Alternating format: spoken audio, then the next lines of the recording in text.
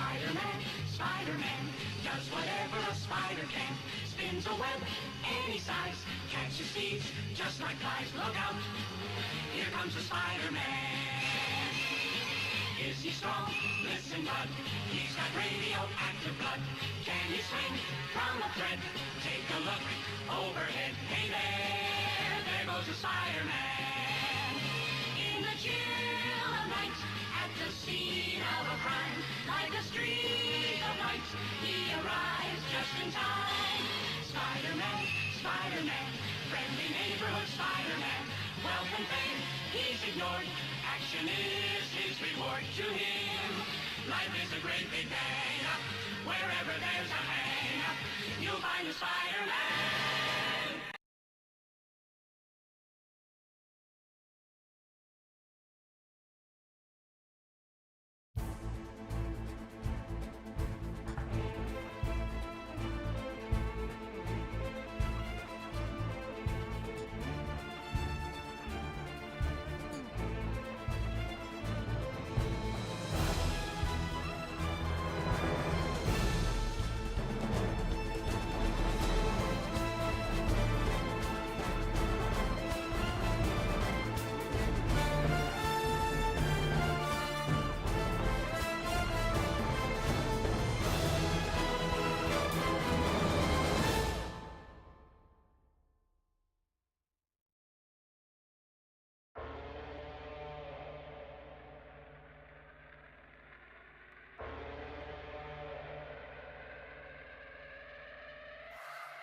On thermometers, 2,000 surrounding us. Travel 2,000 kilometers to hang out with us. What's up, danger? What's up, danger? Hey, didn't know they doubted us. Makes it that more marvelous. Sign them up, cause ominous vibes and I get synonymous. What's up, danger? Hey, don't be a stranger. Cause I like high chances that I might lose. I like it all on the edge, just like you. Hey, I like tall buildings so I can leap off of them. I go hard with it no matter how dark it is. I'm insane, but on my toes. I could keep the world balanced on my nose. I had a slumber party with all my foes. Now I wear them like a badge of honor on my clothes. If I'm crazy, I'm on my own. If I'm waiting, it's on my throne.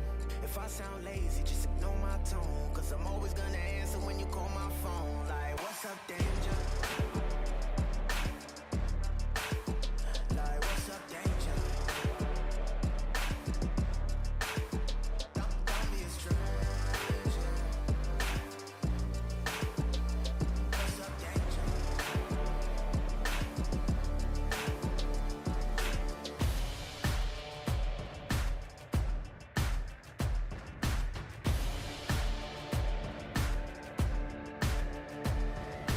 200 miles per hour with a blindfold on.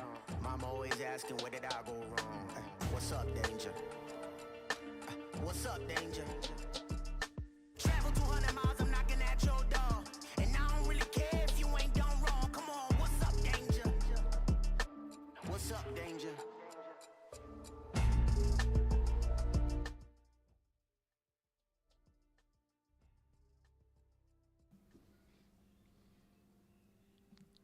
Hey, what's up, chat? Blue Keeper here to help you keep your blues away. Welcome to the stream. It's a brand new day and I'm so excited. I've finally seen the new Spider-Man movie. If you can't tell, I liked it a lot. I really enjoyed it. And I'm looking forward to talking about it with folks who are in chat and maybe a few people who might join in later. I have some other plans as well that might involve a tier list, but let's see. If you guys are up for it, we'll get around to it. But hey, welcome to the stream. We've got Cold Blood, Rebricked, Mitt, Jack. Hi, everyone. Thank you so much for stopping by. Super appreciate it. So, Cold Blood, before I answer your question, who all in chat have seen the film? Are you planning on seeing it? Are you worried about spoilers? Do let me know so that I can accordingly make sure, hopefully manage the conversation a little bit. I'd love to go into detail about the film, but if you guys are worried about spoilers, I might at the very least give you a very good heads up before we dive into those. But super nice to see. Jack, spoil it. They will make another Spider-Man with a different actor someday. I'm still waiting on my friends to decide the day we go. Okay, got it, Coldblood. So they haven't seen. So Coldblood hasn't seen it. Myth is okay with spoilers, so that's good to know. We most probably will go into spoilers at some point in this film. In this stream, Coldblood, but I'll try and give you a heads up when that's gonna happen. It sure would be nice if I had if I was familiar enough with OBS to put a big text box saying, "Hey, spoiler alert." I'll watch Odyssey on Monday, not Spider-Man. Oh my god. Okay, Myth. Looks like we fine. Good to know where your position is when it comes to the Spider-Man films.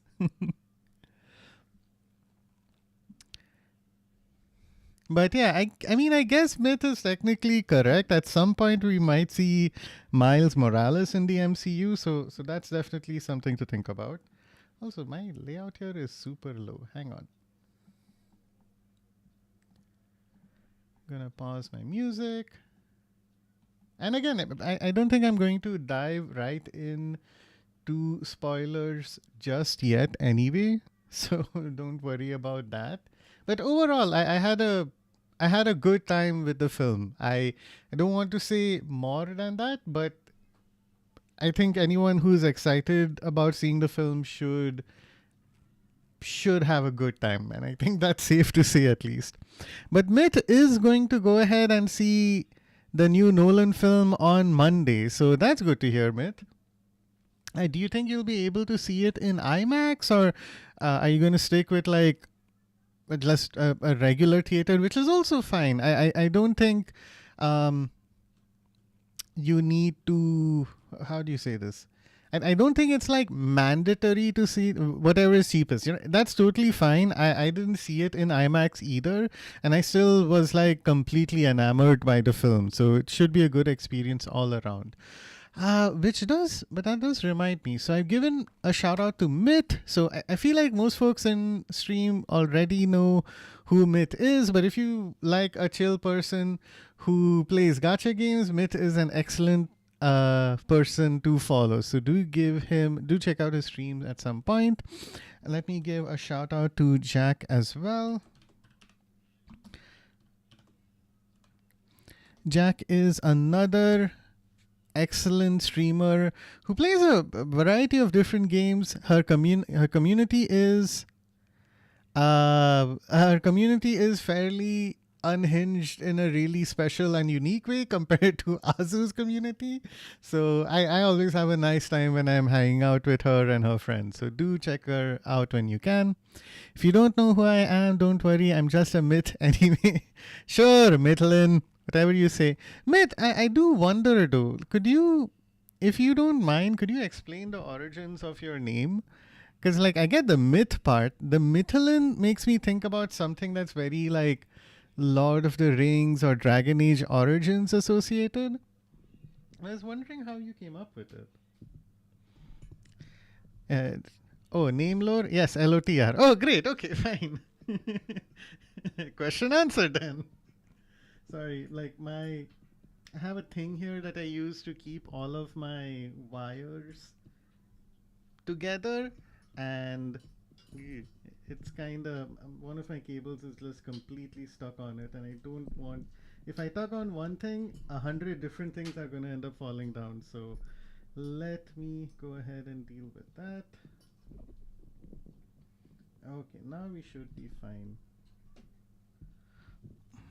Mithrandir. Oh, Mithril. Just wanted something similar and make his Elvish. Mythlin it is. All right. I completely respect that choice, Myth. That's an excellent thought process to, anything, if you're going to use LOTR to develop a name, that is an excellent way to go about it. I think the reason I thought of Dragon Age Origins is because there's an elven god in that named Mythal, which is just Mythal. And I sort of borrowed that to name some of my characters in subsequent games that I played, like Skyrim and stuff like that. So I was wondering if it may have been associated with that. Okay, cool. So I think I know Coldblood's going to watch it soon. Myth doesn't care about spoilers and is going to see Odyssey. So good to know. I'll wait for a few more folks to jump in, and in the meantime, we can at least continue to. I can continue with my playthrough of Marvel Spider-Man 2. Have my nice chai here to keep me going. Oh shit! Ah man. All right, I have another thing I'd like to show, but maybe I will.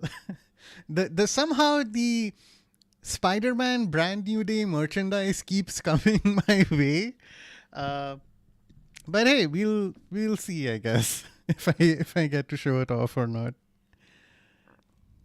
Okay, so let me go ahead and switch over.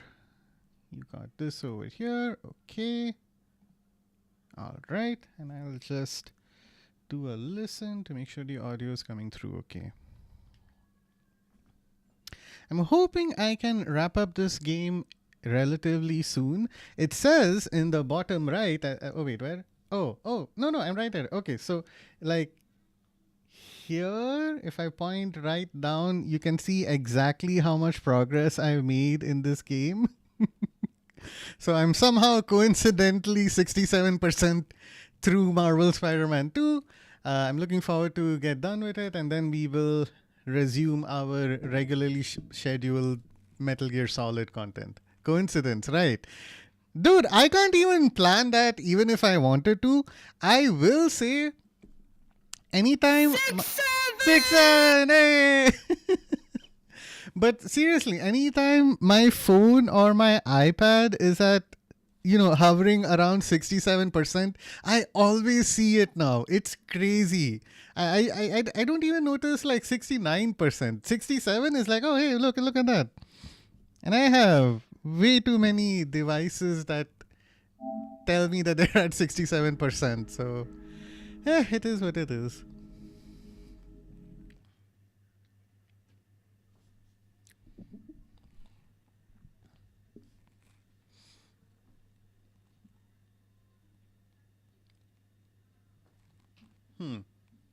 Hang on, wait, what? Where am I? I'm over there. Alright, there's like a tiny corner.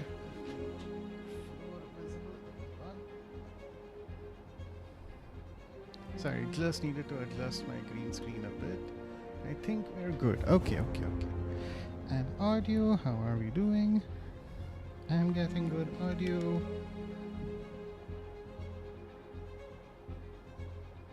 Alright, cool. You guys should be hearing things pretty clearly as well. Great. Okay, Spider-Man 2.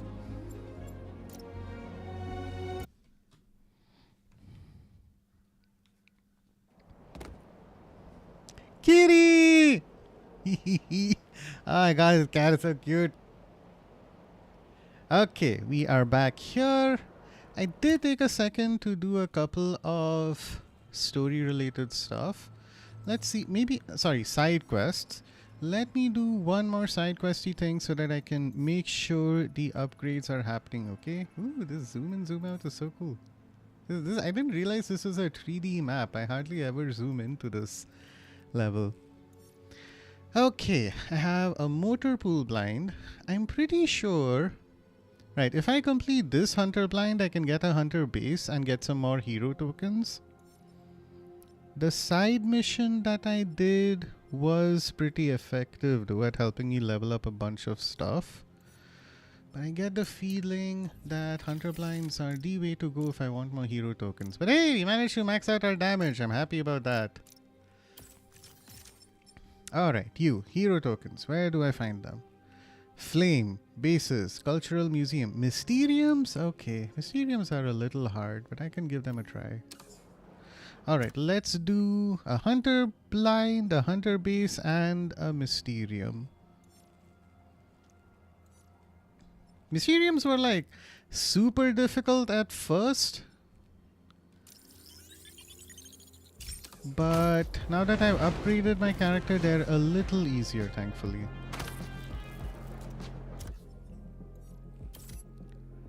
Motor pool blind, okay.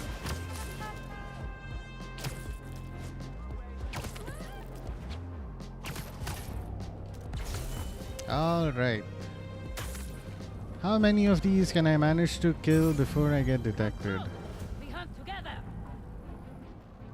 At least there aren't These guys are any uptight. Guess they know about the other two blinds. animals to worry about.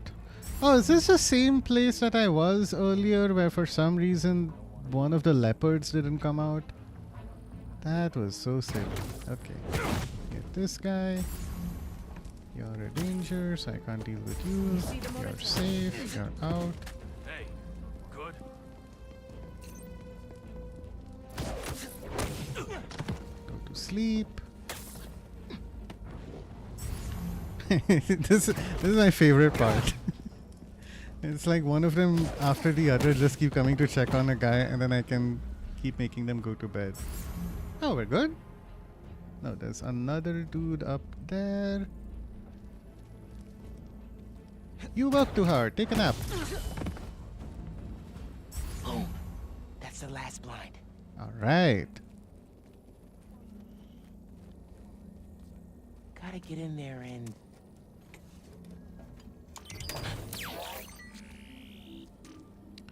Right, Okay. Harlem? Hunter's about to find out there's a new Shogun in town. Oh! It's the abandoned school that my mom keeps trying to get repaired. That's their base? Hmm.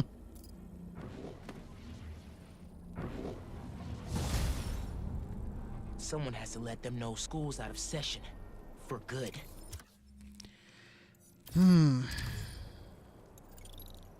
Sure, Rebrick. Have a good dinner.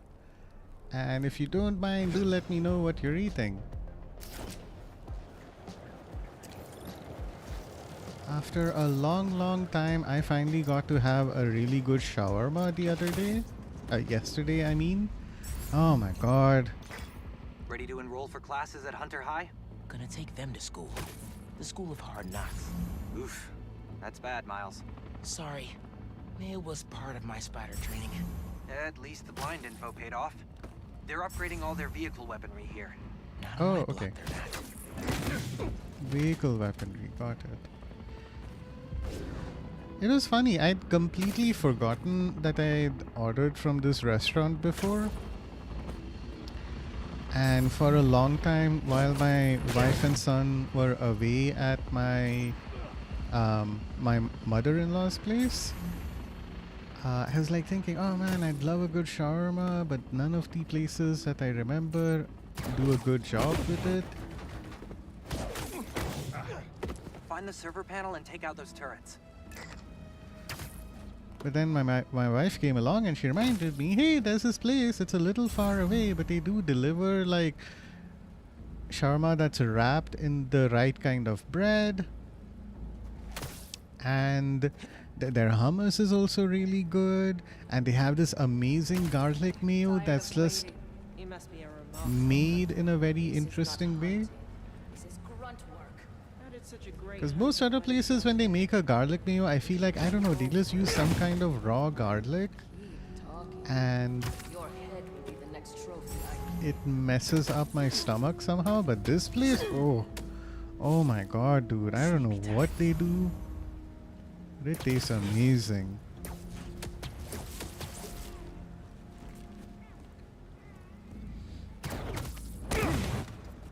And it's not even like an incredibly authentic Mediterranean place or Middle Eastern, Greek, whatever you want to call it. Like they kind of Indianized the recipes in a certain way, but in a way that still tastes really good. Like the flavors, like it's a really good fusion as opposed to... Why are there so many of y'all? as opposed to what you usually get in other places where it's like, okay, you know, we're just going to take this dish that you like and then put a ton of red chili powder and ta-da! See if they Fusion! can find me now.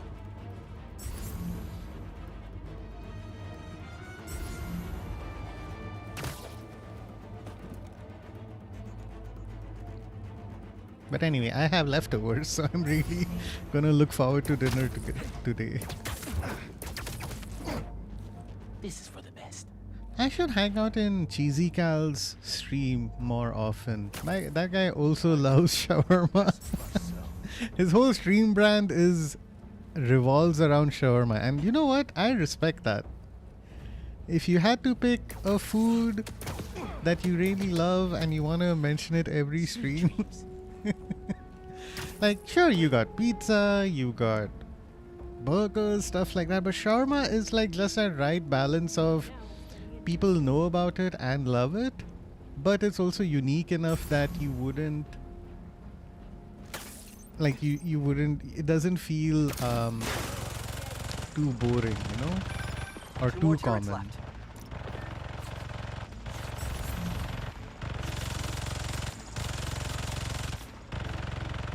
Okay, I regret that, because now this thing's just gonna keep like not shut up.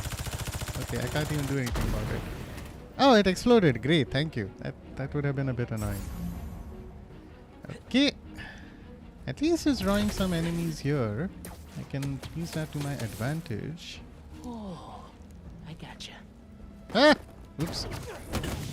Go to sleep. Ah! Oh, I forgot. Hi!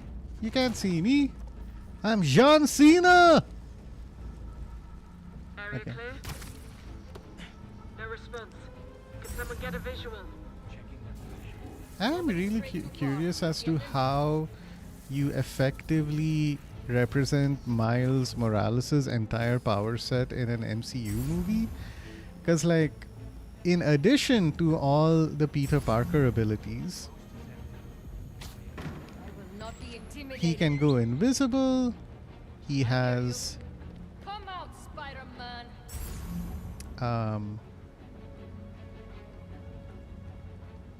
He has his electricity powers as well.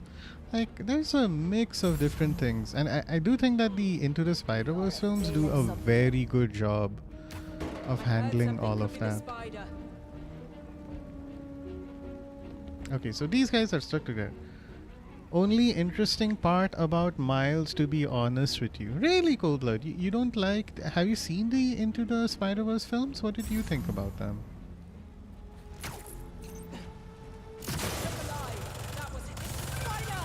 Only one more turret to go. Alright, you know what? I feel like stealth is not going too well. Let's go kick these guys' ass. Hey, I'm pressing the triangle plus circle buttons. Come on. Okay.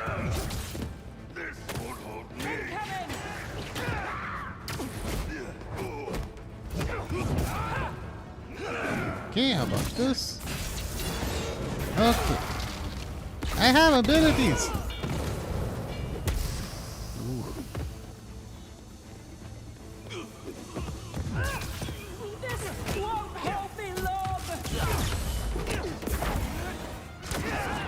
I did the first, it was okay. I like the real life ones way more though. Well, that's understandable. Some folks, like I feel like if you need reinforcements. like my wife usually also does not love the animated style. Like she has trouble getting into that. Which is okay. Oh hey, Luffy's here! Thank you for lurking, Luffy. Chat, do give Luffy a follow if you like Enfield and Pokemon. Luffy is your guy to check out. Punch, punch, punch.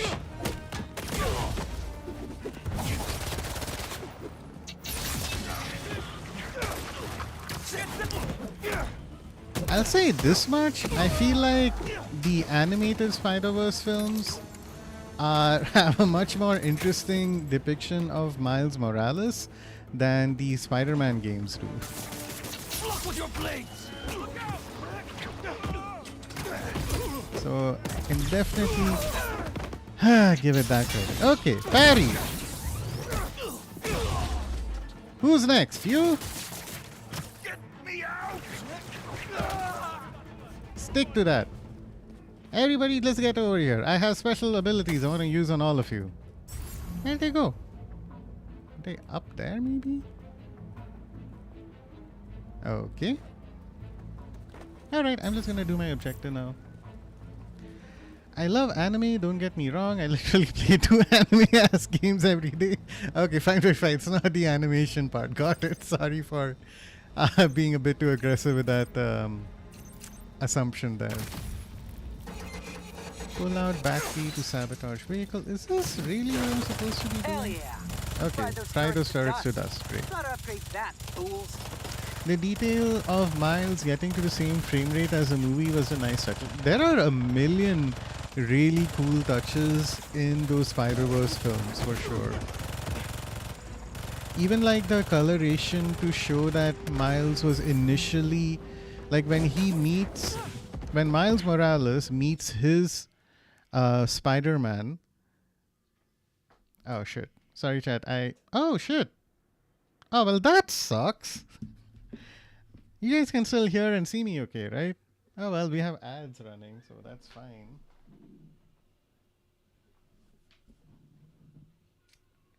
Okay, chat, it's just you and me.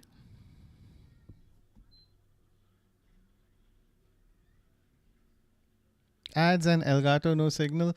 Yeah, so I'm having power cuts right now, and normally I feel like my UPS would do a better job of ensuring my PlayStation doesn't switch off automatically, but that's not what happened. So I need to recheck my power supply stuff.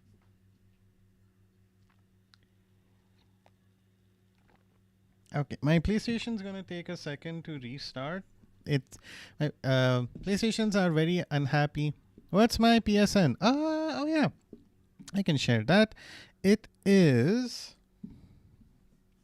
the same as my Steam username. I think if you search with this, you should get it. Laughing Griefer.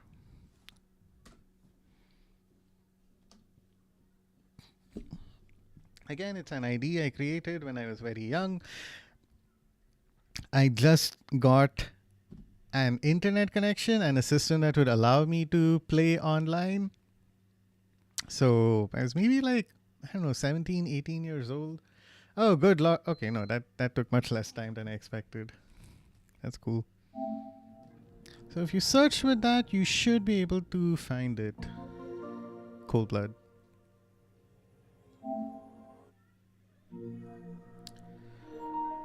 In fact, let me just check a thing.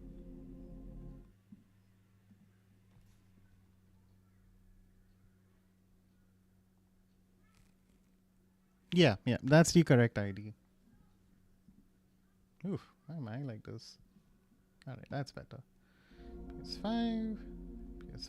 Okay, and we're back.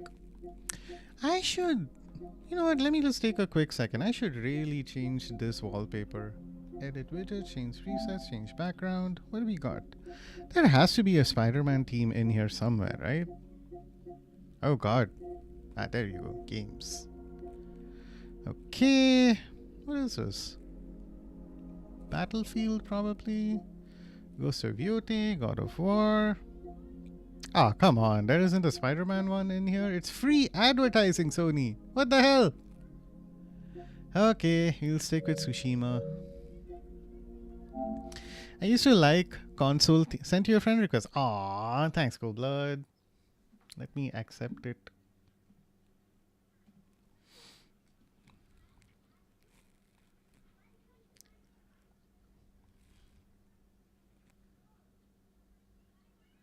Did I break something? Oh, okay, cool. I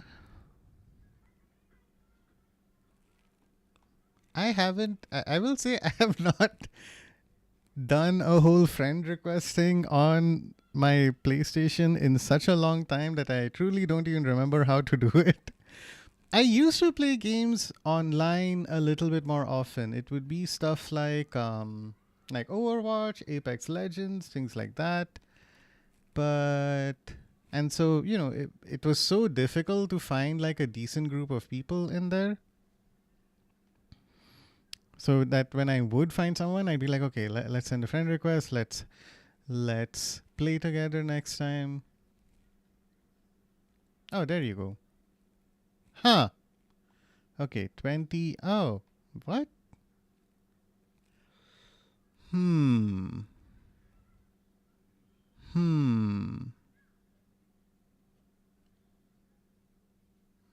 Okay. All right. So Cold Blood, I can't see your request. Maybe it'll take a second to show up or something. The stuff that I have in here are like from 2023. So anyway, I'll leave you to check it out later when you can. All right, back to gameplay. I think I'm pretty sure my ID is correct. So that can't be an issue. Anyway, we'll Ready see. to enroll for classes at Hunter Oh, High? for fuck's sake, I have to start from the... God damn it. Oh, no, this is the worst. My Sorry. privacy It settings. was part of Ah. my spider Crap. training. At least the blind info. Yeah. Oh my god. I think I remember why I changed that. I used to get so many scams and stuff also. Okay. You're not a friend of a friend technically on my PSN. So let me tweak that a bit. Otherwise, like, I swear to God, there'd be so many messages that people would send just being like, hey, click on this link for like free PSN bucks or something. I don't know. Just very obviously scammy stuff. Okay. View and customize privacy settings. Real name. Nobody needs to see that. Who can see your friend? Reminds me of the days back when autosave does not really exist, right? And the sad thing is that like Miles, like the Spider-Man games have amazing autosave stuff. Like they're usually really good, but because I was in the middle of that blind, it couldn't autosave. So, oh well. Who can ask to be your friend? Okay. I'm changing this to anyone for a few seconds, Cold Blood. Let me know if that works for you. I'll also see if I have any other settings. Who can ask to be your friends, interact with you?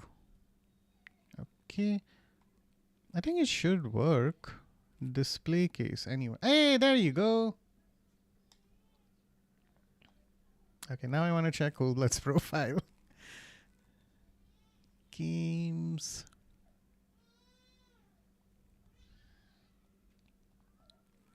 All right. Oh, we have 120 mutual games. That's crazy. Go ahead. Go ahead. Okay, cool. Yay. Yay. Yeah, okay, cool. So Cold Blood and I have the exact same number of trophies in NTE. That's great. I feel like maybe you and I are stuck on the same thing, which is, okay, you have to get a certain number of characters to the right level and also get enough punishments from Nakupida. It's so annoying. But you have more progress than me in Cyberpunk, which makes sense. Yote, also good taste for sure. I never got the platinum in Yote. That's crazy. Control's an excellent game. Fallout 76. I did not dig into Fallout. Okay. Fortnite. Oh hey, Metal Gear Solid Delta. Nice. Glad to see another Metal Gear Solid fan. You got Battlefield. Oh, I did play 2042. I think I got this on PS Plus or something. I do want to get the new Battlefield game when I can. Oh, so much more progress in Oblivion than I. All right. Marvel Rivals. Okay. Ah, hey, both of us got my first Gran Turismo and didn't really play it. Fun. Cool. Ah, nice to see the overlap here for sure. Okay. All right. Really good. Cold Blood has really good taste in PlayStation games. I could definitely respect that. Oh, paid off? Okay. They're upgrading all their vehicle weaponry here. Not on my block, they're not. Alright, let me just take care of these snipers and then I think I'll just beat up everyone. It's gonna take way too long otherwise. Hi! Goodbye. Alright, who's next? What? Found me? Ruined my surprise.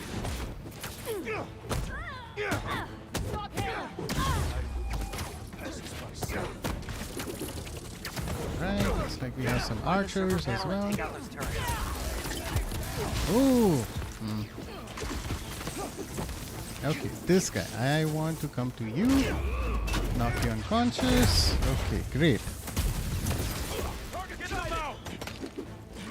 Yeah. Okay, really unrelenting. What the fuck?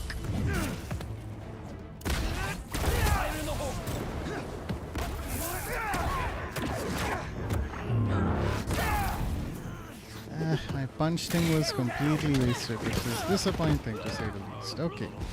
Archer boy, get back here.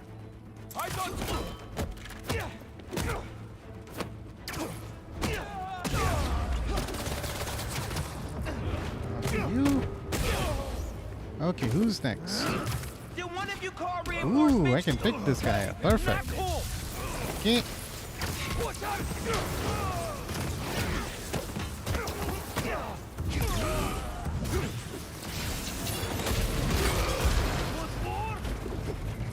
That guy.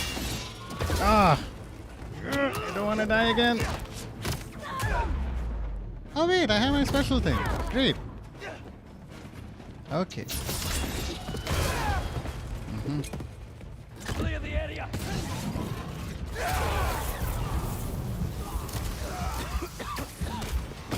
Okay, I am so dead. Hope I don't die. You and me both, bro.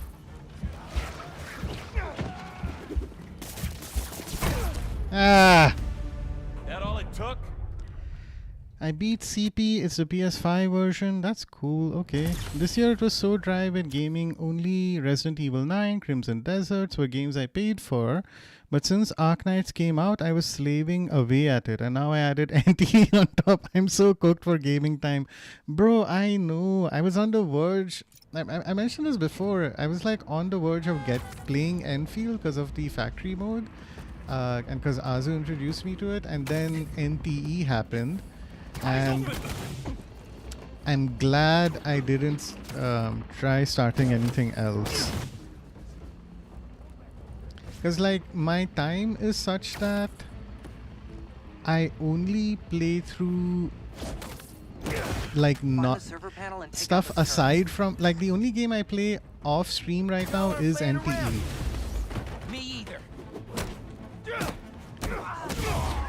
But if I am playing something else that's like, oh, something with a story, then it's happening only on stream at this point.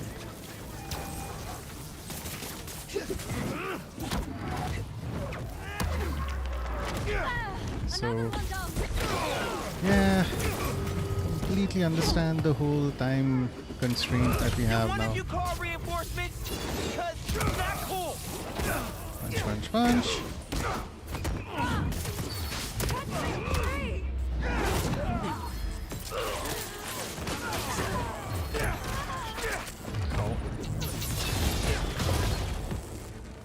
Ah, this is great. Just like NTE, I appear to suck at dodging.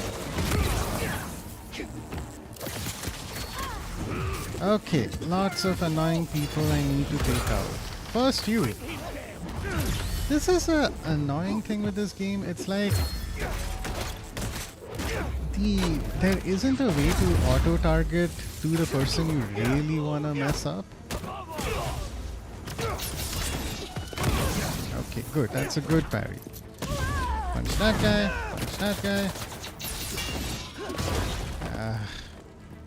Okay, how about this? You.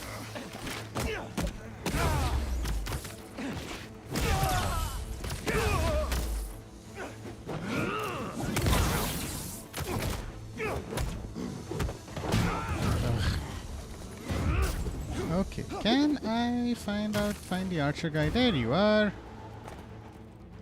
Okay.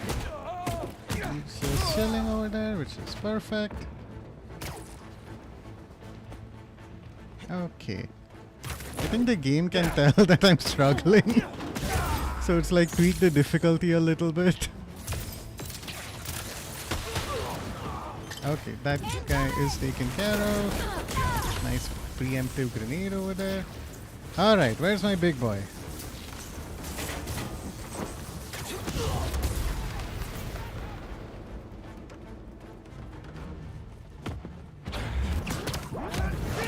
NTE story not good enough to stream. I mean, I just feel like it's an excellent question. And SSG, I was literally just thinking about you, and I don't know, I have no idea why, but you just popped in my brain. But welcome to the stream, SSG. Thank you so much for stopping by. Do give SSG a follow, chat. He's taking a break from streaming, but if you want someone fun and cool to hang out with, he's a great person to do so.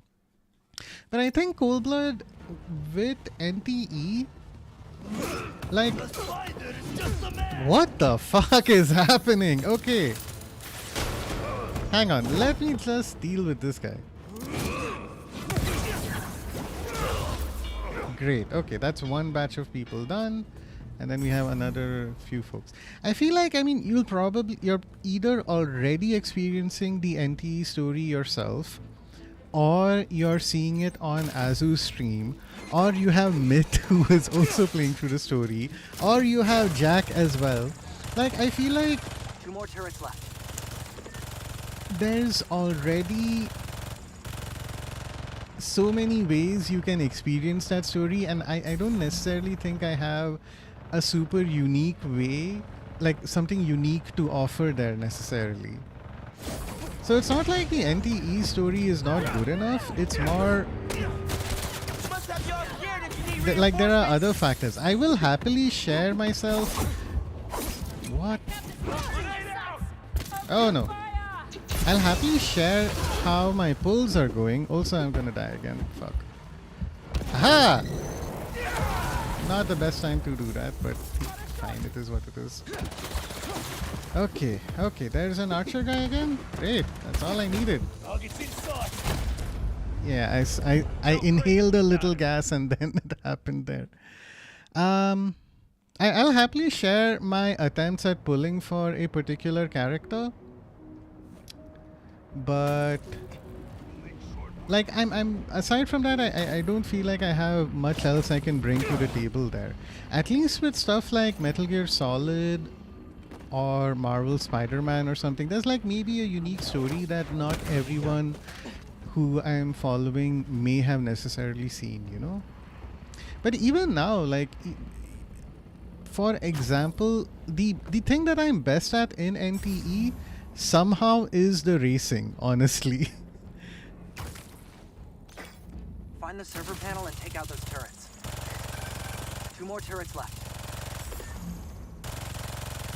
But I still struggle with the combat. Like, I see Azu doing like beyond the rails, and I'm just amazed, like, how do so many ultimates keep happening so quickly? When I'm doing it, it's like I have to spend a bunch of time beating people up in order to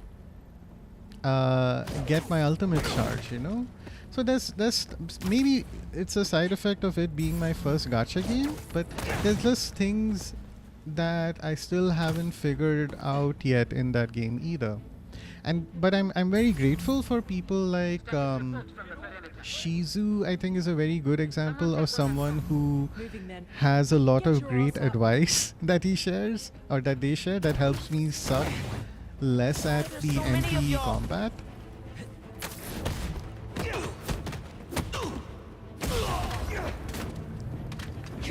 But I'm sure, like, even now, since it's a game where you have new characters coming out all the time, I'm probably not making the most optimized decision with respect to combat related stuff. Which is fine. I mean, it's totally okay to play these games for...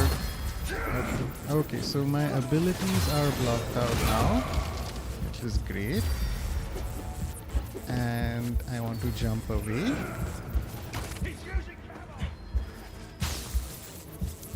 Maybe go beat somebody else up instead.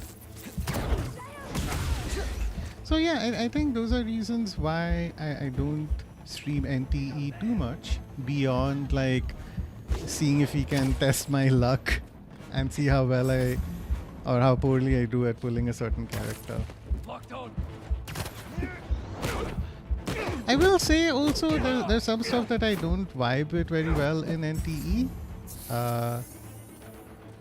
Like the new D&D mode is something that story-wise I actually enjoyed a lot. Like just, hey, here's a little bit more info about Shinku. That's great. Like I love the character-related stuff in NT. Anytime it's focusing on a character and helping us get to know them a little better, I generally like that a lot.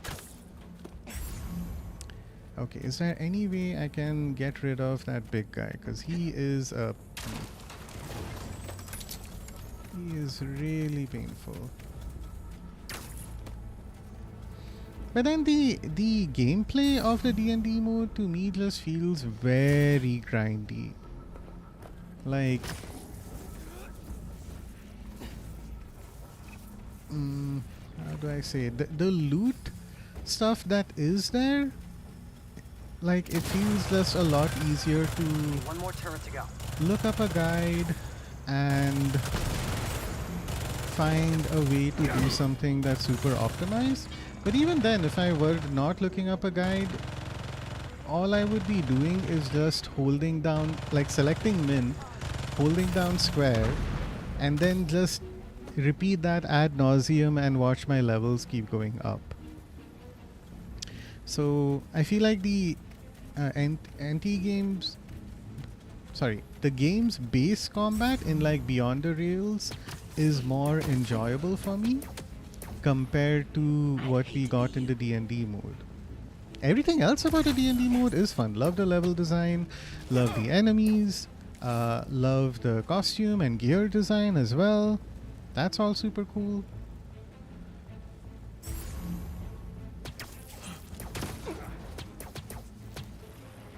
Sucks to be you. But yeah, I feel like I don't know. I have more fun watching other people. Like I feel like it's more fun for me at least to watch someone else play through NT as opposed to me streaming that. Go to sleep. Okay. Now that I've taken care of the big guy, hopefully this will be a little easier.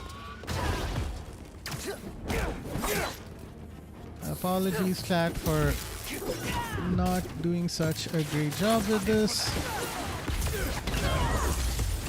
I was hoping to do more story stuff, but now I can't help it. I have to try and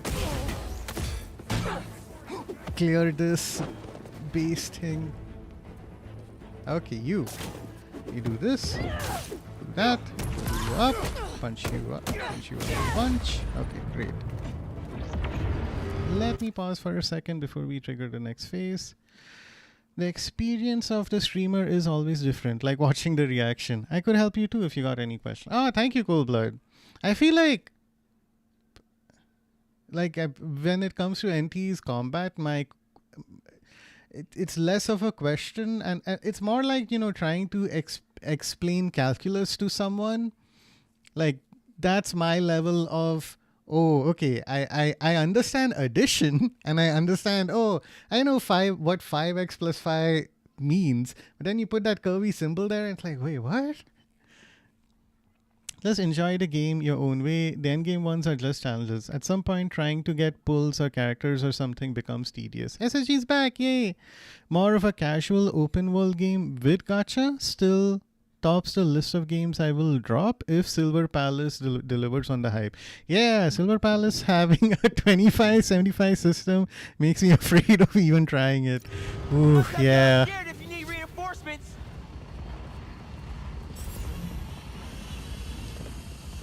Like I feel like I can somewhat understand. Oh shit! No, there you go. That's your parry.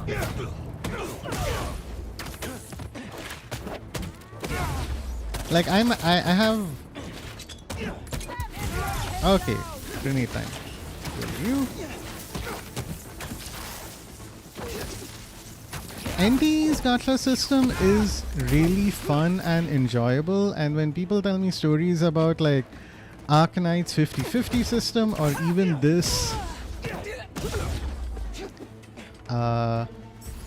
that's it for these guys. Okay, disable comms console and sabotage vehicle turrets. Great. Do. But when I hear stories about Arknight's 50-50 or Silver Palace Hell yeah. 25-75, that's like really concerning to me. Because if I'm playing a game like this, I can't help but want to, you know, complete the collection of characters. Like, even though I don't like Chaos, I'd still, you know, like to have him somewhere in my roster.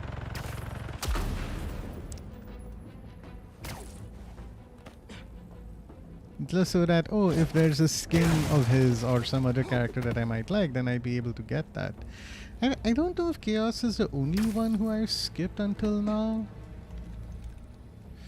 I got Nanli, Hotori, Shinku, and I haven't tried for Iroi yet, and Chaos is the only one I might have skipped so far. Okay. We're gonna do this, we're gonna do that.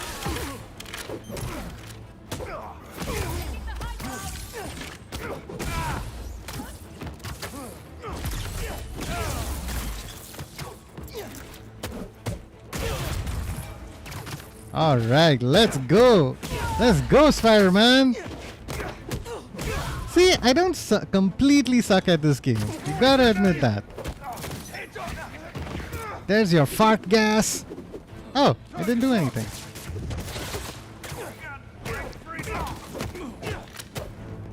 But I completely agree with you, Mitt. It's like, hey, you know, you don't have to focus Blinds shows another room here. on the behind the rails thing. It's just, you know, my own brain that's compelling me to try and be the best that I can be in almost all aspects of this game. I love like a game with a good combat system, Yeah, you I know. can work with this. Let's see what... Oh, there's an encrypted file. Ooh, Sasha, Sasha. give up this obsession. Come home to me while we still have time left. Our time is over, my love. And your children? Sasha Kravinoff sounds a lot like Laura Bailey. The Cubs must earn. Yay! We got 5 hero tokens. Let's go. They will see me as an obstacle. Then you must strike first. Craven's family? Oh They shit! sound cool. Could be trouble down the line. We should take care of all their bases then, in case they show I up. know Union Allied Construction. Oh my god. This was a huge focus of the Daredevil Netflix series. Nice to see it get a mention. Complete all hunter bases to earn a custom suit. Okay. We will do that later. I'm open to doing one more Mysterium and then we can get back to the story. I cannot fast travel here, which is fine. Whee! But I'll take your point, Coldblood, about maybe doing more, at least story streams for NTE. Harlem Cultural Center. Turns out Darren Shipman was pulling the strings. If that name sounds familiar, it's because he's a multi-millionaire with his name on everything. Eh. As his money is in. No, I'm not trying to fly. So, Okay. we have a special guest today to drop some knowledge.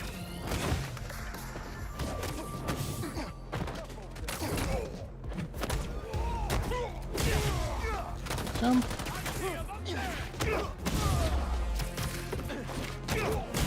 Be sure to catch up with chat in just a second. Let me wrap up this combat thingy. God, I love fighting in the air. Who's next? Oh man, wanted to defeat everyone this way. Be good? Do I need to rescue someone? Spider-Man, give him some payback. Reinforcements? I'm just one fighter. Some of these thugs are so it's like such typical blue-collar New Yorkers. It's really funny. Now y'all are calling it quits. All right, chat catch-up time. Let's go. More of a casual, I know, but the setting of the game is what attracted me to try it out. Quite unique compared.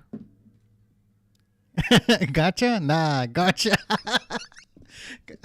SSG, that is a far better dad joke than anything Azu has said in my stream. So I respect you for that.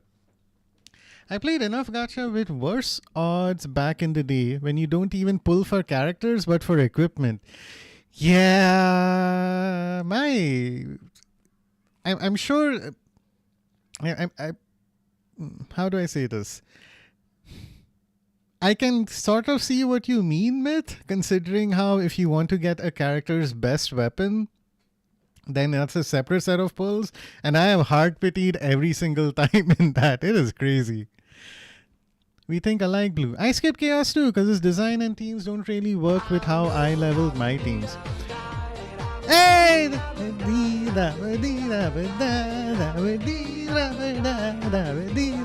I'm wearing red today, but still, hey, it applies. Why not?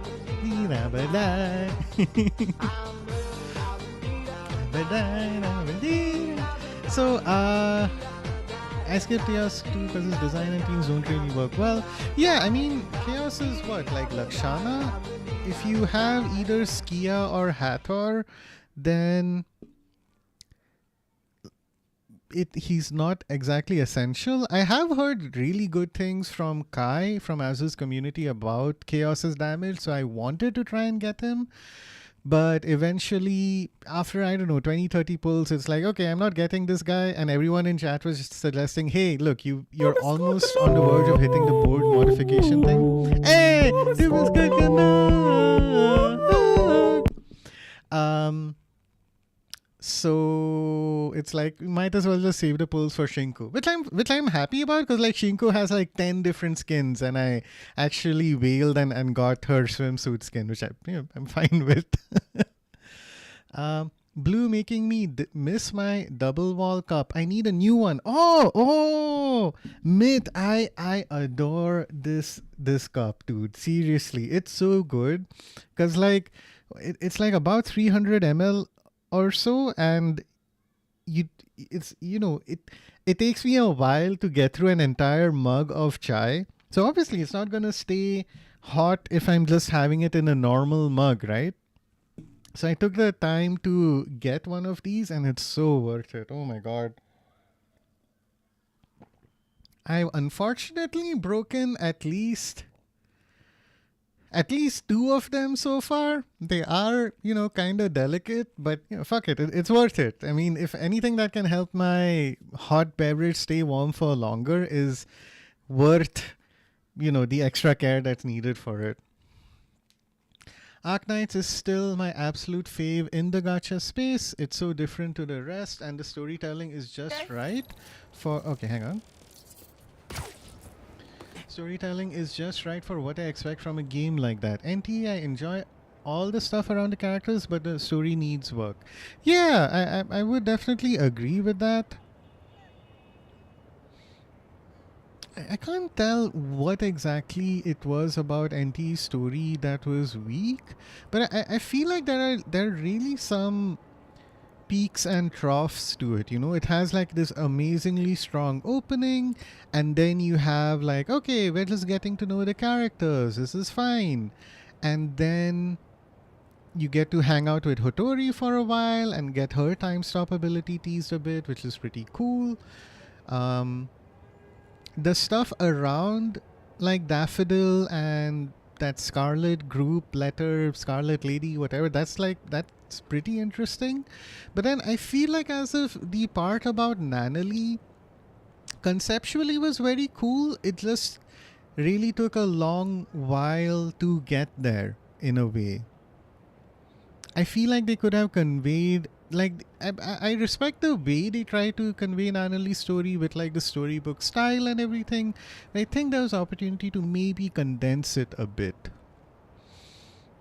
Or maybe I think Nanalee is just like a very typical Naruto character who's just very kiddish and young, and because I'm older I can't help to gravitate to folks like Daffodil and Hathor. Shinku's and then that desire for condensing is present with Shinku as well. All the stuff about her conflict with herself is very cool. It's just that you have a lot of grinding to get to those moments, which is not my favorite.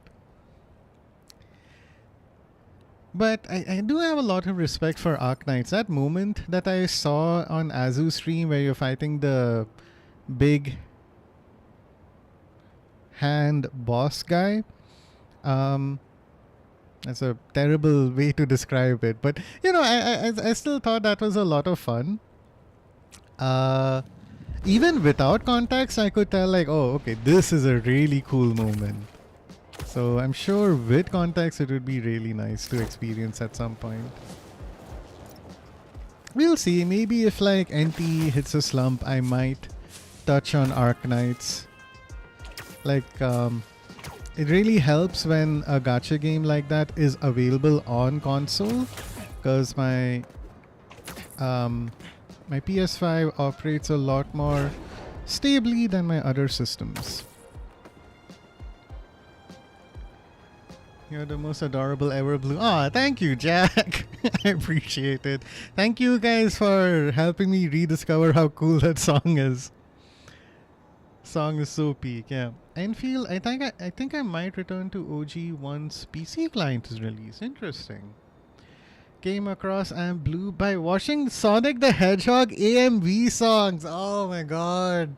I miss how, like in the early days of YouTube, how prevalent anime music videos used to be. I'm a master of illusion. Oh god, this guy. I think like I think my first AMV was a friend shared one of Naruto in his fight against Zabuza and Haku and the song was I think it was a Marilyn Manson song, so it had like a really dark edge to it. Did I miss the Spider-Man chit chat, Blue? No, Emmy, not at all. I've been holding off on it, waiting for maybe a few more folks to step in. It'd be cool if Amy and Azu could stop by, but I'm not 100% sure if they will. Just a heads up though, we have one person in chat who's like a little concerned about spoilers. So I think maybe let's give it 45 minutes, Emmy, and then I'll probably dive into my thoughts on the film. Would love to hear you guys as well. And at least Cold Blood will have a little bit of a warning when that's going to happen. I'll just leave when you start. Yeah, exactly, Cold Blood. No problem. I had 2 of my double wall cup that my cat's axe. Oh no. Yeah. That's my fear if I had cats. Like, if I wasn't allergic to cats, which I am, I think my biggest concern would be like, I have all these electronics and cables everywhere. I'd be so afraid of them just doing their thing where they knock something over. Yeah, that would not go well. Okay, everyone's a critic. Defeat all enemies. Ooh, cool, the studio design. Is that Spider-Man? Help! Okay, we have another hostage to rescue. Defeat Don't worry, enemies. I'll find you. Hopefully I can do this quickly. Let's go. Party people.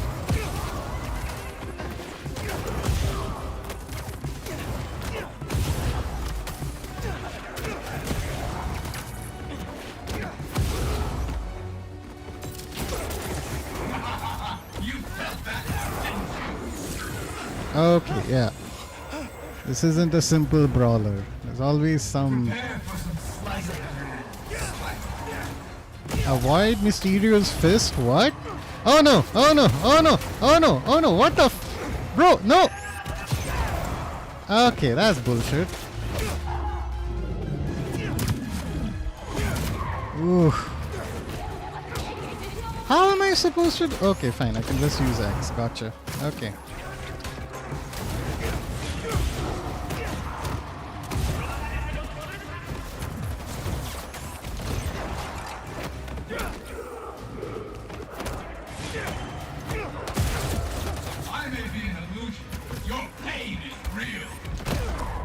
Yeah, okay, that's gonna be a little tricky. in I'll see when you start. In terms of Hollywood songs, it is either Awake and Alive or It's My Life by Bon Jovi. Yeah, let's go. Oh no. Is that me dancing? Blue almost became Metal Gear with a green screen? Really? Don't worry, I'll find Oh you. cool. I will check it out when I can. Okay. So let's not use any of our abilities while we're here.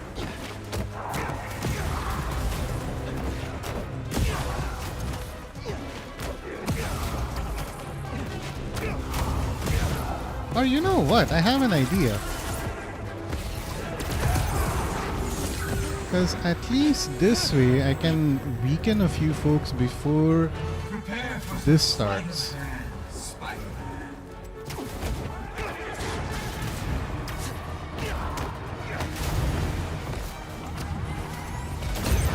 Okay. What? You felt that one, didn't you? Okay, we do have different options for navigating.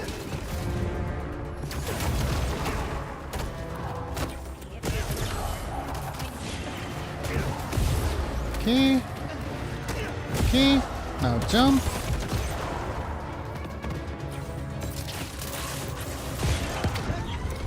Maybe I can get a few this way.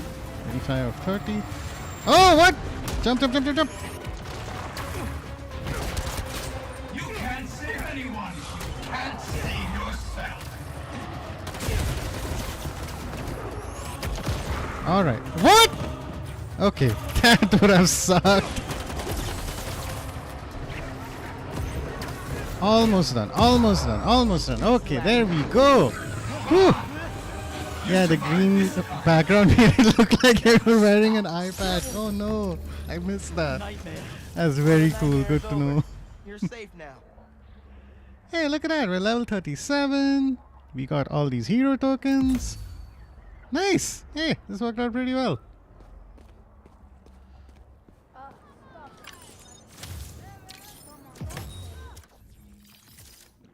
Okay, time for another podcast. Who's Betsy? Why are you recording us having lunch? I figured our fans will want to know a little about you and how you got to know Quentin. He was my neighbor growing up. We played together sometimes, but then he went to a different school. He was way more advanced than the rest of us regular kids. Speaking I of can Metal totally see Gear. that. Was he always so creepy and Hey! cold? This is cooking up. That's What's not up, nice. Sona? Welcome to the Don't stream. get me wrong. He's harmless. I think. But if I could find another job, I would. You're making the right choice to stay. He's a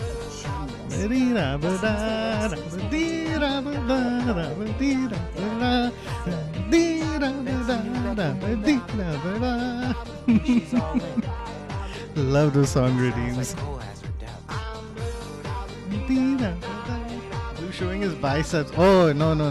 It is the Azu has biceps. SSG. I have muscles that are just covered under too much junk food, basically. Okay, so we have 3 skill points. This is really good. Let's get something that's helpful for both of these Spider-Men. Perch takedowns from a web line can now pick up 2 enemies at once. Well, that's helpful. It costs 2 though. I want anything else. Leap off the enemy, bounce them to the ground. Ooh, triangle on impact of a swing kick to perform a follow-up attack that lifts the enemy higher in the air. I love my air attacks, but even I know there's only a limit to how much I can do.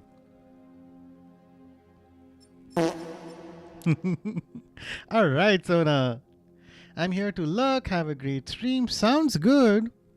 One slap man instead of one punch man would be your title. Why slapping, dude? I mean, I respect it. I love One Punch Man, though.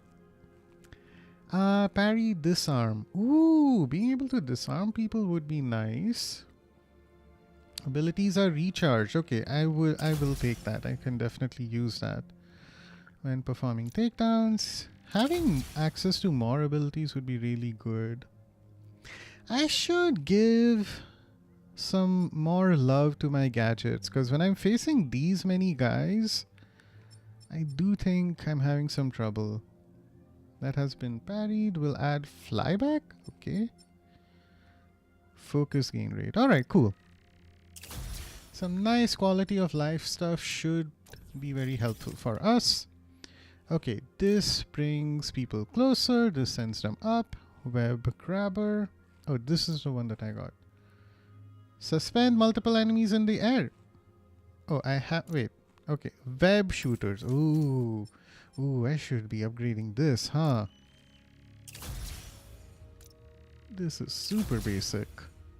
Increases focus gained from hitting enemies with web shooters. Okay, let's stop there. Upshot, web grabber.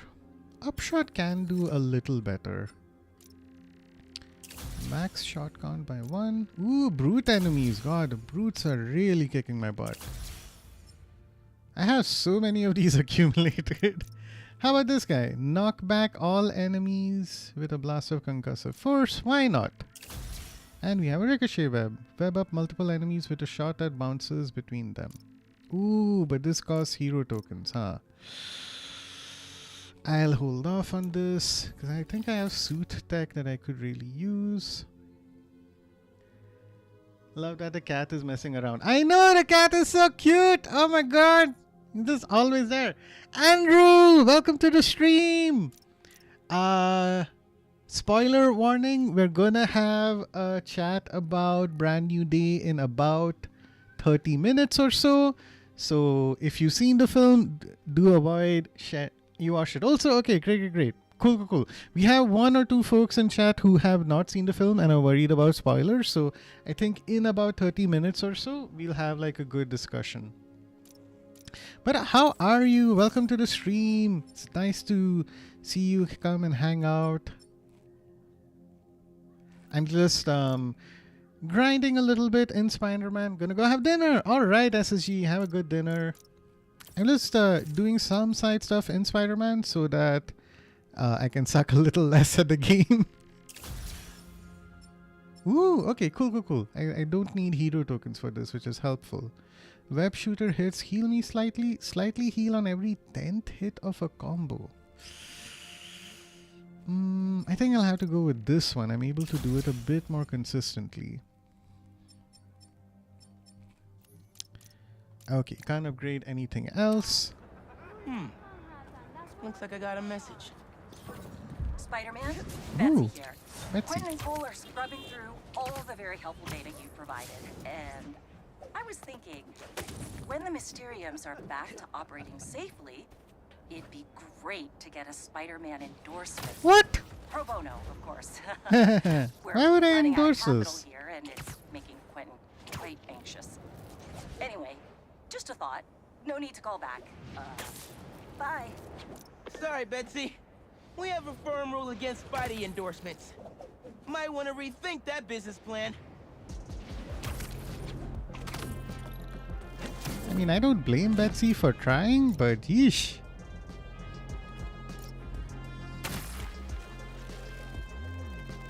Number of hostages that have been trapped in Matrix-like simulations makes this a slightly less than viable option. Whee, look at me. I believe I can fly.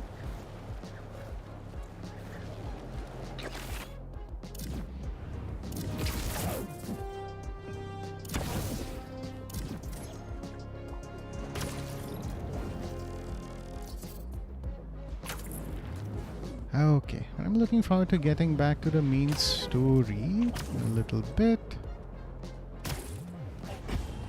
Hey! A lot better at the swinging now.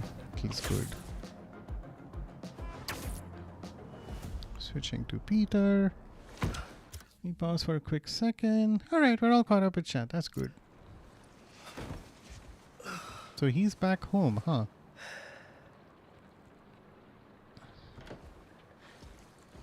That's the story I was telling you about. I wanted to get your thoughts. Looks amazing. MJ, can't wait to read it. Oh no. You're going to sleep in the suit? You're still in the suit. I thought Connors was gonna help you get it off. What about Harry? Sorry, can we do this tomorrow? Just so beat from Lizard Wrangler.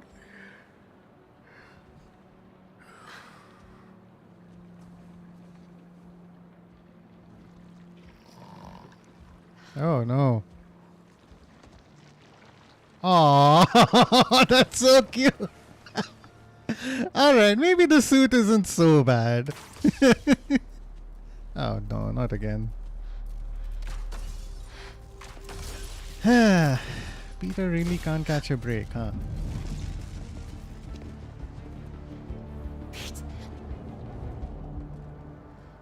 Oh. Really? Okay. Good enough. That many guns.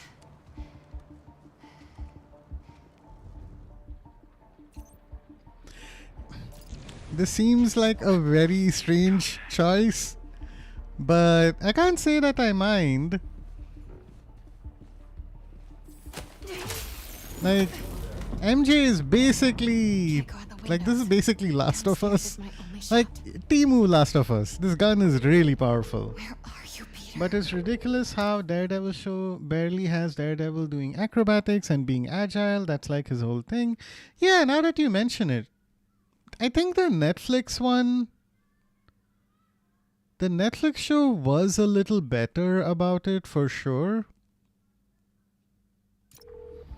Hey, you've reached. But I don't think I see it a lot in the Good enough. Leave a message.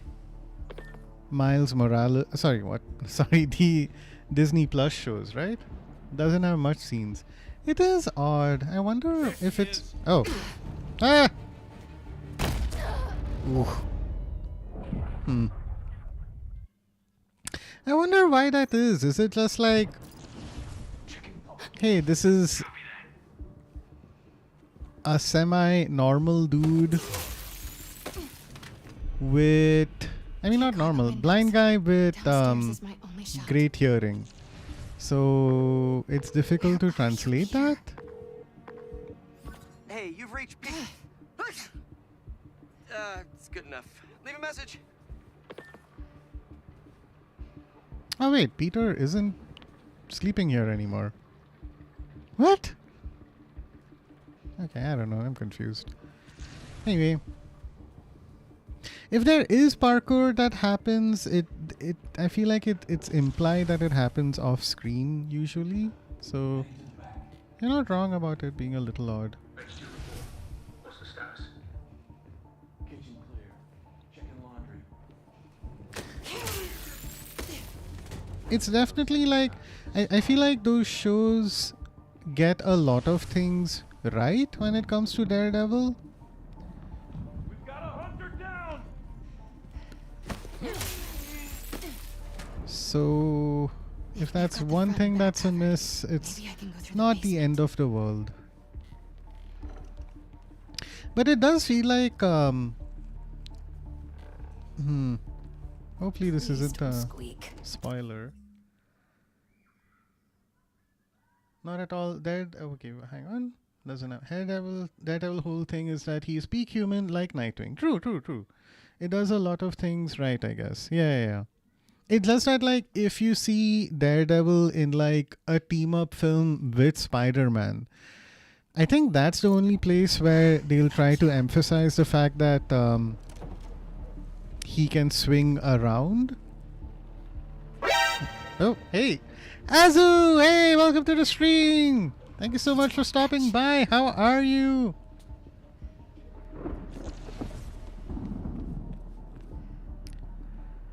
Only time we've actually seen Daredevil doing parkour was that She-Hulk show, right? Stream's going well. I was having a nice chat with Coldblood and Myth about gacha games and 6-7! Hey, 6-7! New Spider-Man movie was legit 10 on 10. That's great to hear. Web shooters. No spoilers though, Azu, just yet. I'm setting a deadline for, like, let's say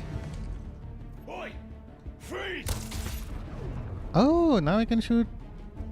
I can do this. That's cool. Take down. My gun can shoot webs and electricity. That's great. Cold Blood hasn't seen the movie yet, Azu. So I thought like I'd wait 30 minutes before going into a whole, excuse me, brand new day discussion. But I'm glad to hear you like the film.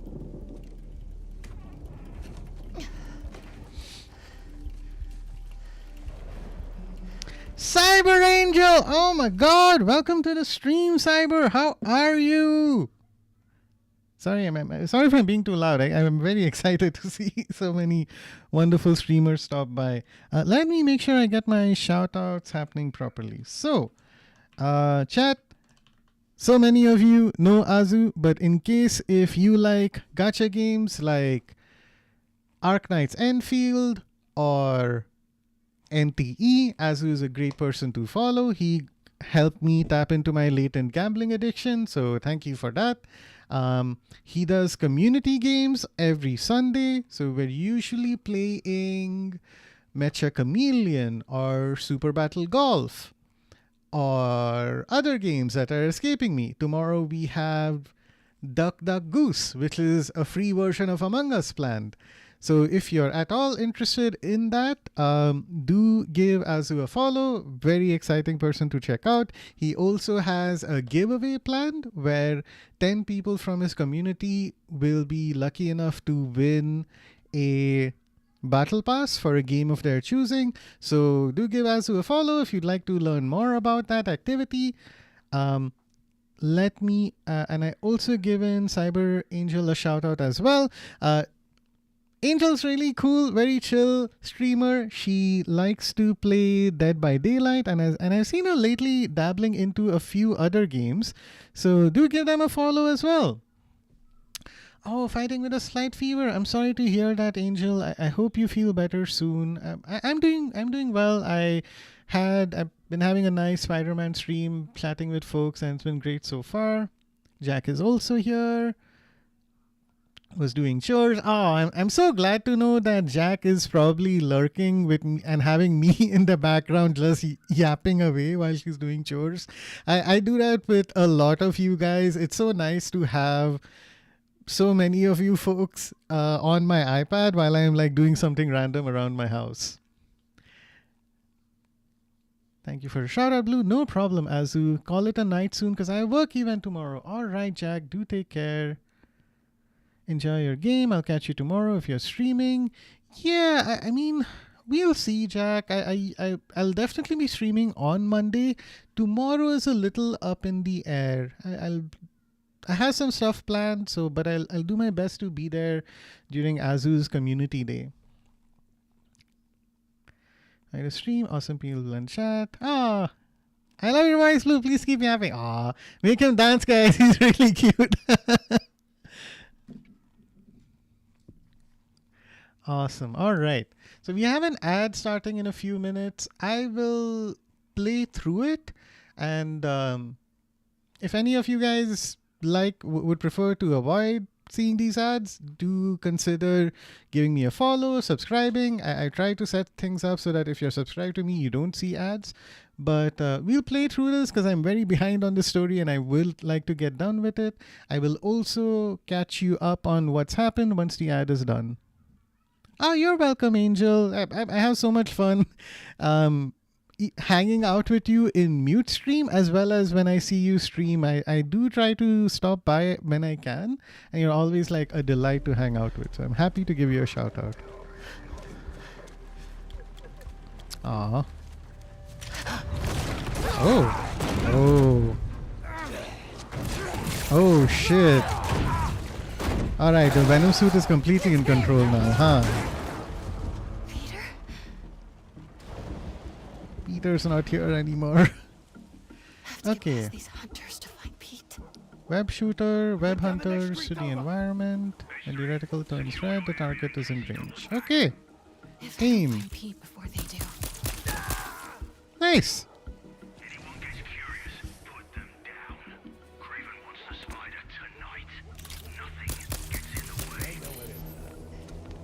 Nope, that's not gonna work.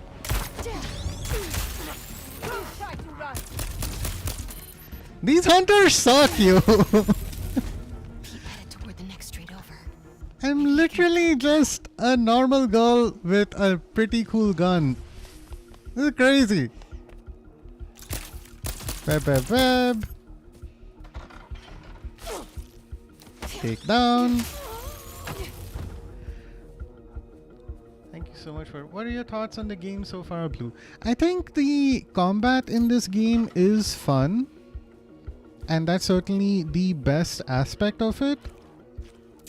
Oh, L1, R1. What do you mean? Let's take a look. This is funny. I think combat is cool, story is good. The only problem with the game, I feel, is the tone. So much of it just... And I think I mentioned this before, but so much of the tone, it doesn't feel immature. It feels like if someone made a Netflix show about the Archie's comics. What the hell's going on out there? Please, you tell me to shush. Like say what you will about the Riverdale Netflix show, it was... I've seen clips of it. It seems utterly ridiculous, but they at least try to age it up somehow. This game feels like it's somehow aged down. Like I feel like if I was 8 to 10 years old, I think this game and the dialogue and the writing is amazing. Probably. Get inside. Stay quiet. So that's the only drawback so far. Aside from that, though, it's so much fun. The swinging is great. Heats up ahead in that new construction. The stuff to do with MJ here is... It's odd. Like, I feel like I shouldn't be able to do this, but then I also respect the fact that, hey, you know, MJ isn't just some damsel in distress. Like, it is semi-cool that I'm able to do this. Oops. Like, I should be playing this as a better stealth game, so... Combat is legit one of the best I've played in any games. The combos are so satisfying to chain. Yes, definitely.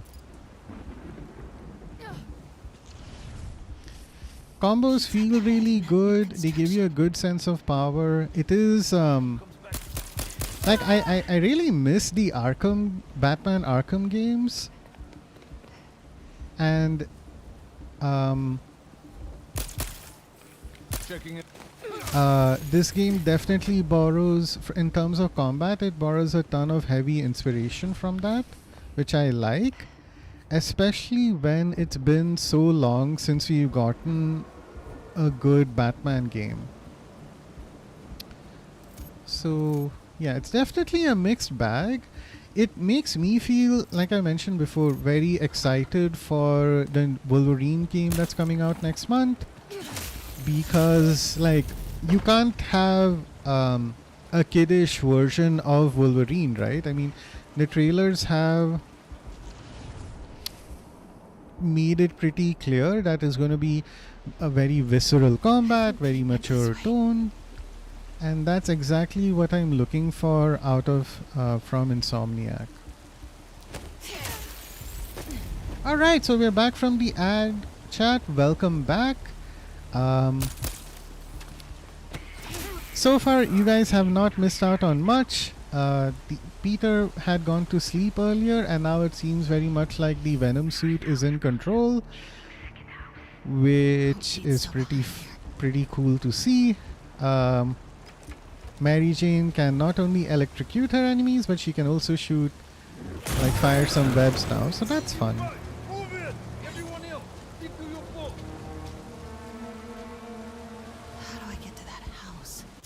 Catch up with chat for a second. Really curious how they'll do the story. Oh, Layla's here. Oh, wait, what? The combo is satisfying. Hi, Blue. Hi, Azu. I'll be lurking. Ah, and hey, welcome to the stream, Layla. Chat, do check out Layla as well. Another fun gacha game streamer with some incredibly amazing VTuber looks to them. If you like gacha games, you will like hanging out in Layla's stream. Let's say that. Gacha game aesthetic specifically. Really curious how they'll do the story. Sony will find a way to ruin it. I have that feeling. I don't know. What do you think, Goldberg? What do you think about the other exclusive games that Sony has released? Like, have you played the newer God of War games or the Horizon games? What are your thoughts on those? My hunters, you have been stalked by that woman this whole night as you tracked the spider. When you find him, he will be nearby. Bring them. Oops, my bad. Oh, really, Hunter? How do I get to that house? Okay, we have to get to that house over My there. hunters, you have been stalked by that woman this whole night as you tracked the spider. When you find him, You have no chance, girl. She's gone. Any sign of her?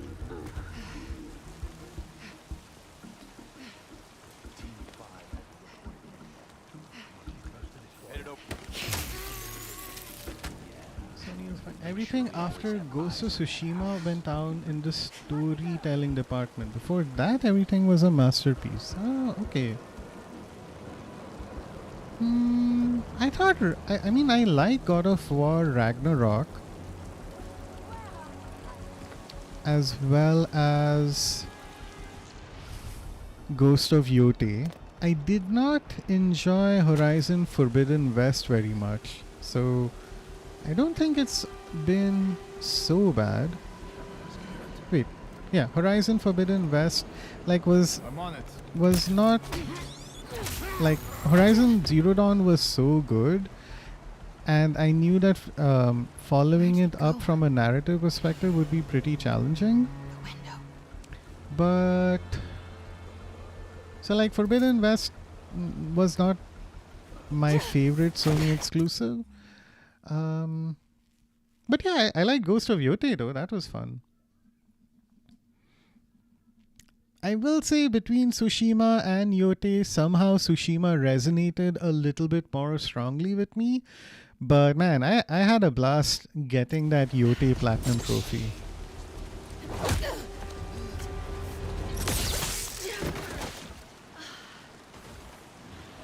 Peter, I need you to come. Ooh.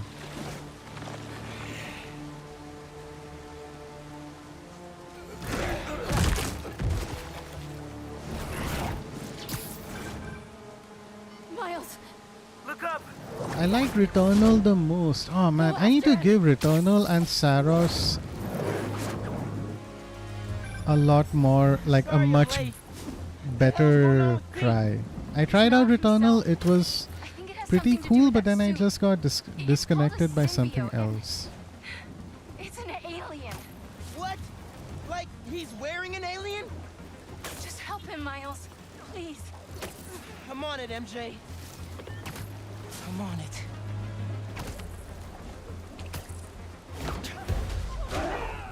Oh shit. Spider-Man! It's me!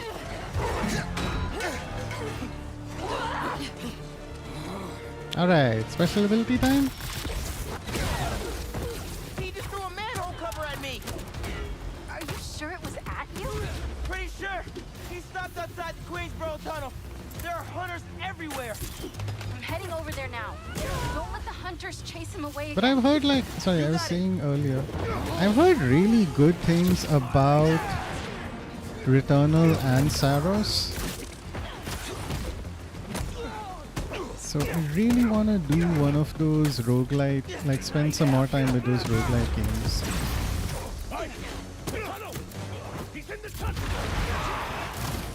Uh-oh. Spider-Man, stop!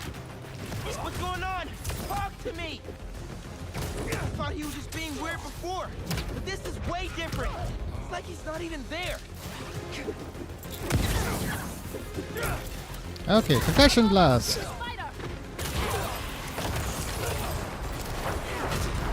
Whoa, whoa! Spider-Man,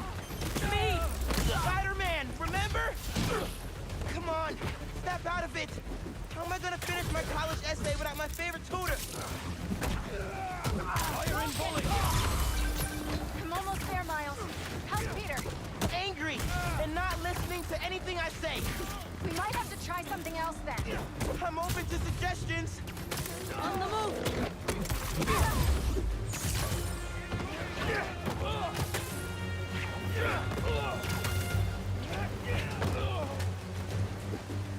Alright, who's next?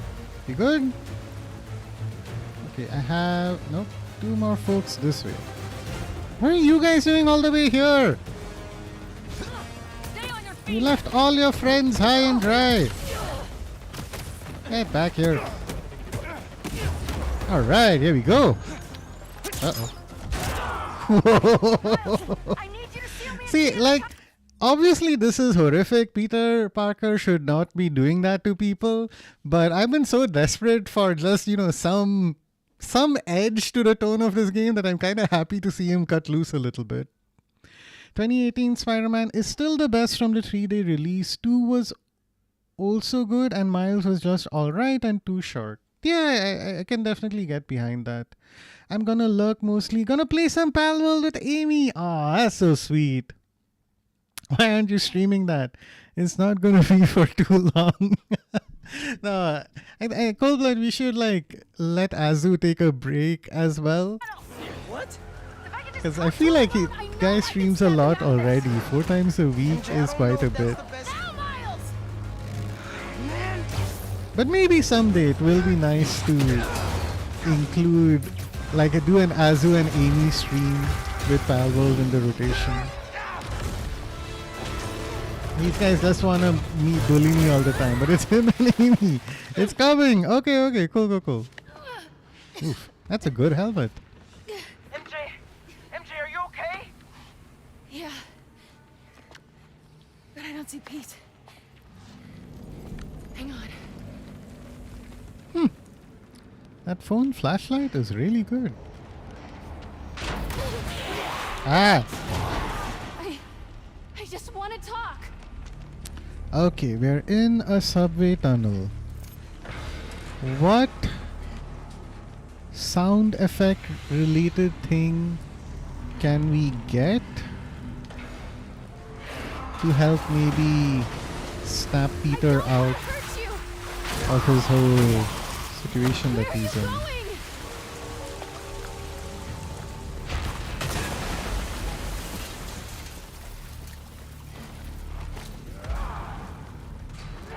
Can I climb that? I can't climb that. Oh, but I can maybe go here?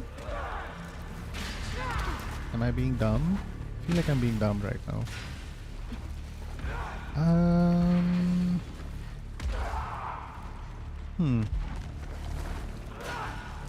Oh, okay, we have to side through here. Got it. Stop! You're gonna flood the tunnel. Ooh, that's cool. You see like a nice shadow on the right there. Stupid.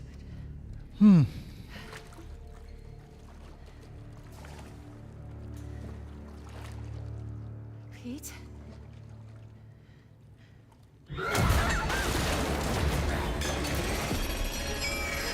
Aha! There's your loud sound. Great. Oh, hey! Luffy's here with a raid! Oh my god! Thank you so much for the raid, Luffy. Super appreciate it. How did your stream go? I think I was lurking in there for a bit. Yes, I was. Oh my god, I'm watching myself. How are you, Luffy, though? My god, I think you were playing Enfield, right? Luffy raid. Ooh, I love the emote. Spidey Twip. What the hell? That's a Twitch global emote. There's a that's. Oh my god. Are you serious? I had no idea. How did I not know that there's an official Twitch? Excuse me, Spider-Man emote. That's crazy. Awesome. Thank you for helping me discover that, Luffy. Super appreciate it. Let me know how your stream went, though. And welcome, Raiders. Thank you so much for stopping by. If you've seen Brand New Day, we're going to have a spoiler-y discussion in a little while. So stay tuned for that. I don't know how long the discussion is going to be. I am excited to also do maybe a Spider-Man movie tier list ranking review thing as well, so that you guys can know where I'm coming from when it comes to my opinion on the Spider-Man movies. But let's see. Peter. You have to be.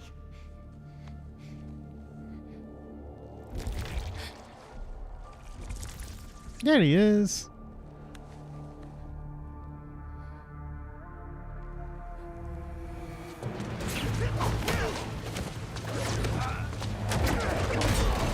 I wonder if Kraven will make an appearance here. Okay. Any updates, MJ? How's everything going in there? I found Peter, but he's asleep. Is that good?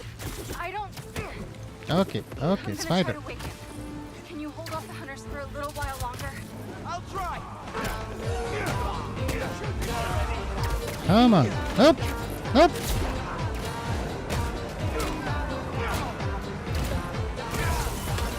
Oh, birds!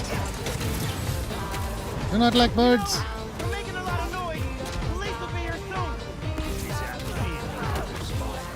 Just giving y'all a heads up. You're gonna have an audience when you move in a minute. Oh no. What the? Okay. Alright, that takes care of the bird. Now for you. Okay, perfect.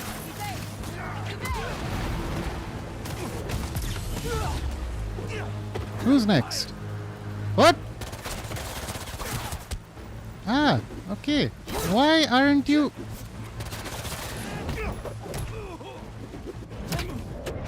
Okay.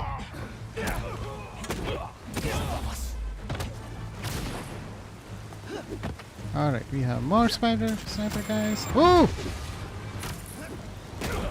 Alright, we should dodge that, which is good. Okay, who's next? You? So glad none of you guys are doing your grenade thing. Really appreciate it. MJ, did he wake up yet? Miles? I can't. I'm waking up. Need more time. MJ! Okay. Alright, there's a grenade. Fine! I have electricity powers too! Ta-da! Who's next?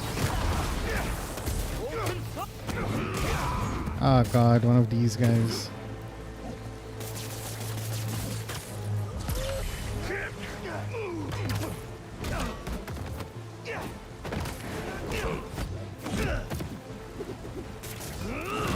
Ah! Stop it!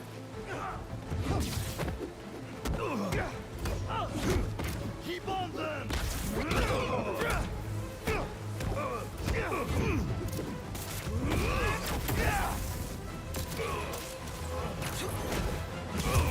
Alright, finally took him out. Let's go.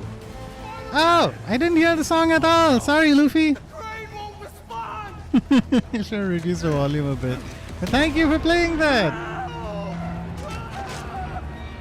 Oh no, a train.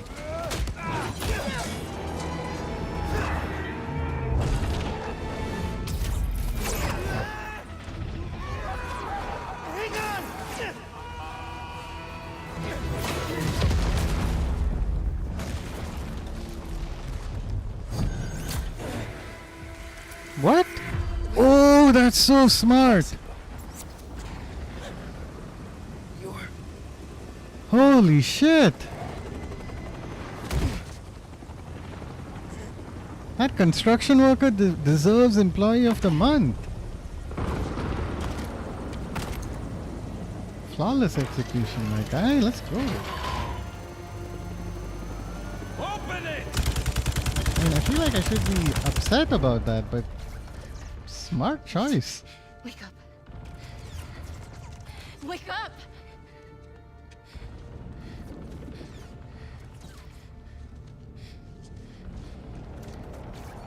Oh god. This might sting a little. Oh, okay, I see what we're doing. I thought this is just gonna be us with that gun against an army.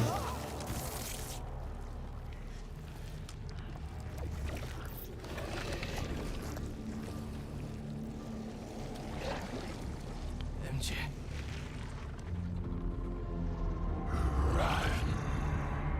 Ooh. We are Venom time. I wasn't trying to hurt you!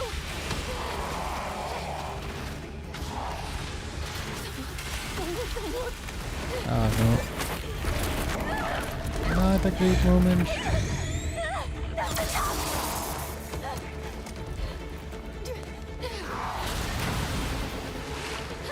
Right, jump.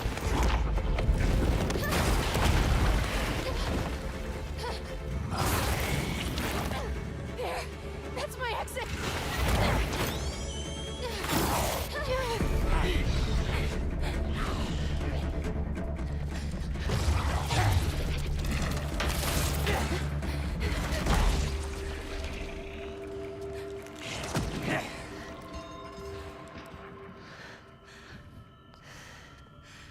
Hope you managed better than I did, Miles. We searched the whole tunnel. He is gone. Really?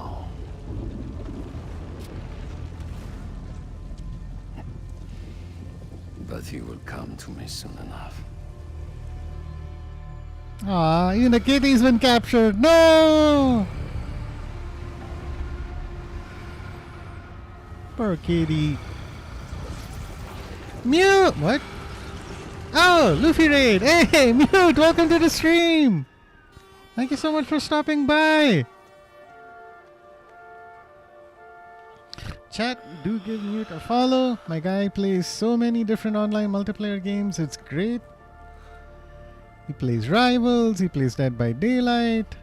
Lately he's been getting a lot into For Honor. And they were last seen playing Deadlock. Okay. Come to my place. Wait, what? So his cell phone is still reaching his subconscious? Okay.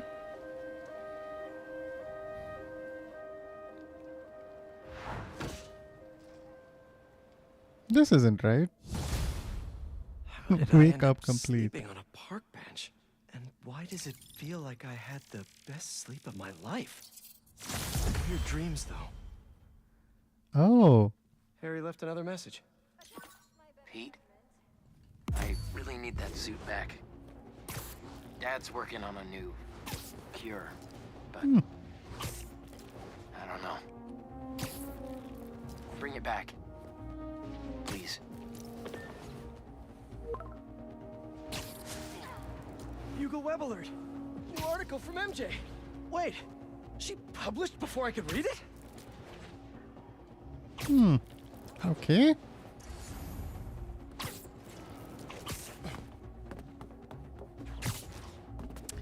It would be really cool if this was like some kind of a dream world, but maybe I'm reading too much into this game.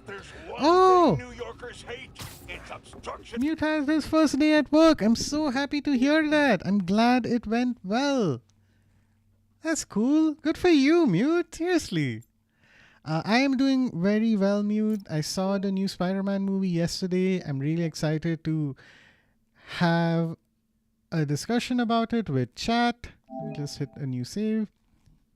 So I'm going to take a little bit of a break right now. Go ahead and pause the stream. Not pause the stream. We're going to take a little break. I'll run some ads, set up, and then once we are back, we can dive into talking about Brand New Day.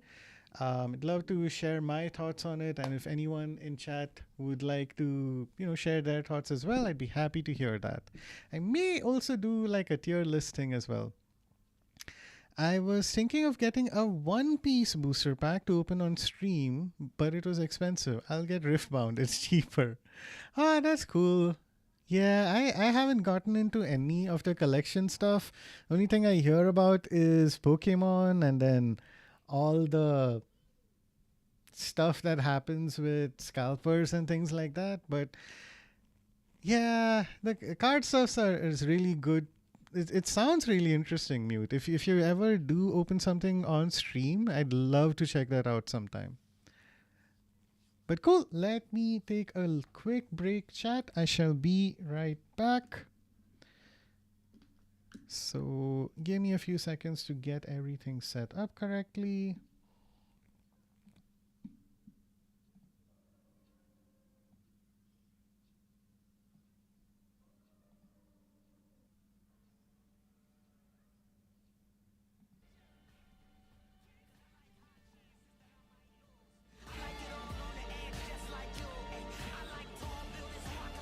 Oh!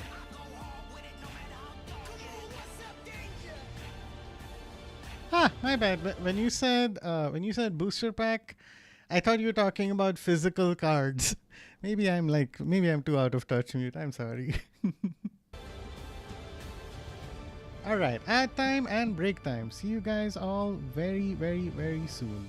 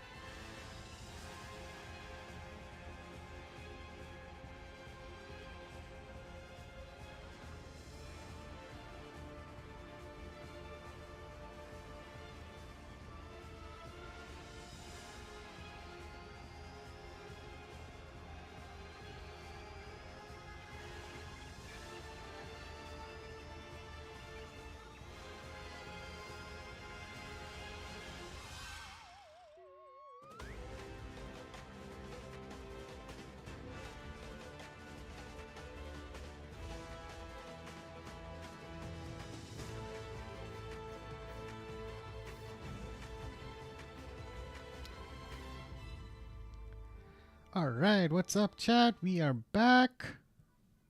Hope you guys had a good break like me. Now, we are in the spoilery section of our stream. So, let me switch some things over.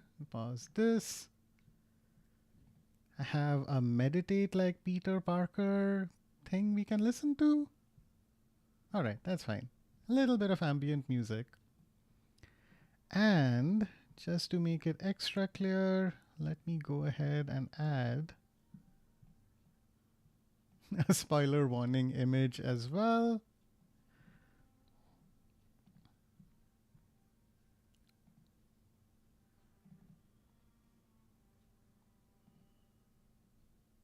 I don't think it worked. Hang on. Plus add one existing. There you go. Ta-da! Okay, here we are. So excited to get to chat with you all about Spider-Man Brand New Day finally at long last. We'll have a little bit of a preamble before diving right in. So it's really funny. As soon as I exited the theater, my Spider-Man merch continues to grow somehow. Hey, hang on, what? Okay, wait, this is weird. I feel like, are you guys getting the audio in the wrong way? Sound, that's correct.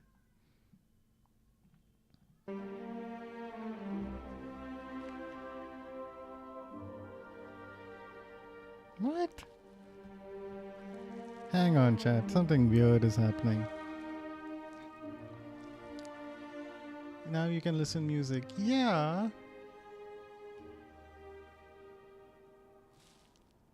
Oh, I think I pressed the wrong button.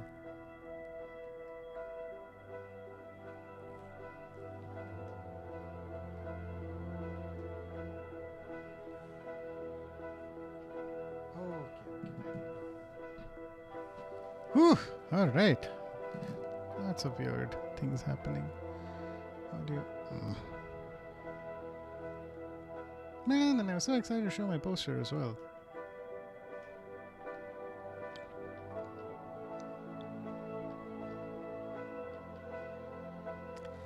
Alright, chat. Little bit of technical issues. Bear with me for a quick second. There you go. Are we back to normal now? Yes, we are. Yay! I accidentally knocked my headphones loose and I became very confused for a quick second. You guys are getting a little bit of the audio, which is helpful. I'll turn this down a bit. Okay, cool. But yeah, so I walked out of the theater with this poster, which is nice. Somehow my Spider-Man merch collection continues to grow. So I think they wanted, so I saw it in a theater that has Dolby Vision. So the audio and video was really crisp, which I'm super grateful for. I even got this little thing over here, your friendly neighborhood ticket as well. So that's nice. Thought you would. Yeah, that's what I thought also, Luffy. I thought Mute was talking about physical cards. But yeah, so regarding the movie itself though, I had a fun time watching it. I thought, like, overall, I may have some criticism about the film, but overall, I thought it was a really good Spider-Man film. I think stuff that was done really well was just having Tom Holland be his own independent Spider-Man. I thoroughly enjoyed all the Tom Holland MCU Spider-Man films, but it always felt like to some extent he was acting in concert with Shield, or responding, or either like working as sort of Iron Man's protege or responding to his absence in certain films. No Way Home also was an excellent film and probably one of my most favorite Spider-Man films, but that felt more like a culmination of a mix of different Spider-Man films rather than Tom Holland's own movie. So Brand New Day itself felt like this perfect realization of, okay, here's Tom Holland, here's what he's like here's how New York responds to having its own Spider-Man who's working to bring crime rates down. Him, when he's like interacting with the Punisher or with Yelena, it's more like him doing it as his own way to try and figure out what's happening, or try to get some help, as opposed to him acting on behalf of someone else. So this is probably the best version of a Tom Holland movie that I could expect, and I think I thoroughly enjoyed it. There are some parts that I feel like maybe I was not quite so much in love with, or I thought could have been handled a little better, but overall, like, I'm very happy and positive about the film. Very emotional movie. Yes, that's an excellent point, Emmy. In terms of, so I mentioned this before, I love the director who worked on this film. Like, Daniel Destin Cretton has done some amazing stuff in the MCU. Shang-Chi was so good. Wonder Man was amazing as well. Like, he seemed so talented that Marvel even wanted him to work on an Avengers movie at one point, which unfortunately, stuff with Kang didn't quite work out. But having him direct this film, I think, was a very good choice. However, I feel like if I think about what made Wonder Man and Shang-Chi so special, it was definitely, I think, the character work and how that was framed. And I think only that aspect of Daniel's talent shone through in this film. Like, the conversations between the different characters, Peter and MJ, and spoiler alert, Sadie Sink's character, let's say. I think that was handled really well, but I feel like there were so many amazing choreographed fight sequences in Shang-Chi that I don't exactly feel like came across in this movie. So that part I feel like was a little missing. But hey, I think for a lot of the MCU films, the best stuff has been in how the actors portray their characters and how those conversations happen. And this film continues to hit those expectations really well. In India, the kissing scenes were censored, though I didn't watch the movie. I just know because of Insta. Yeah, there's basically, like, I think one kiss scene which was very romantic, like between Tom Holland and Zendaya.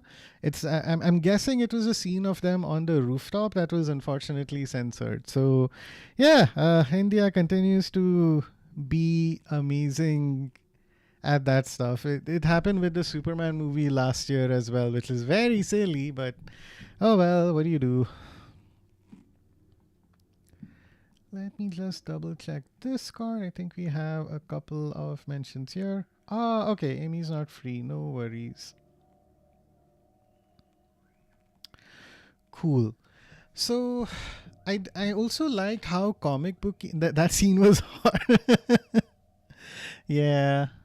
Dhurandhar got a raw film. That's just the way India is, I think, Luffy. We will censor kisses and bad language, but hyper violence is just completely okay according to our censor board. So it is what it is.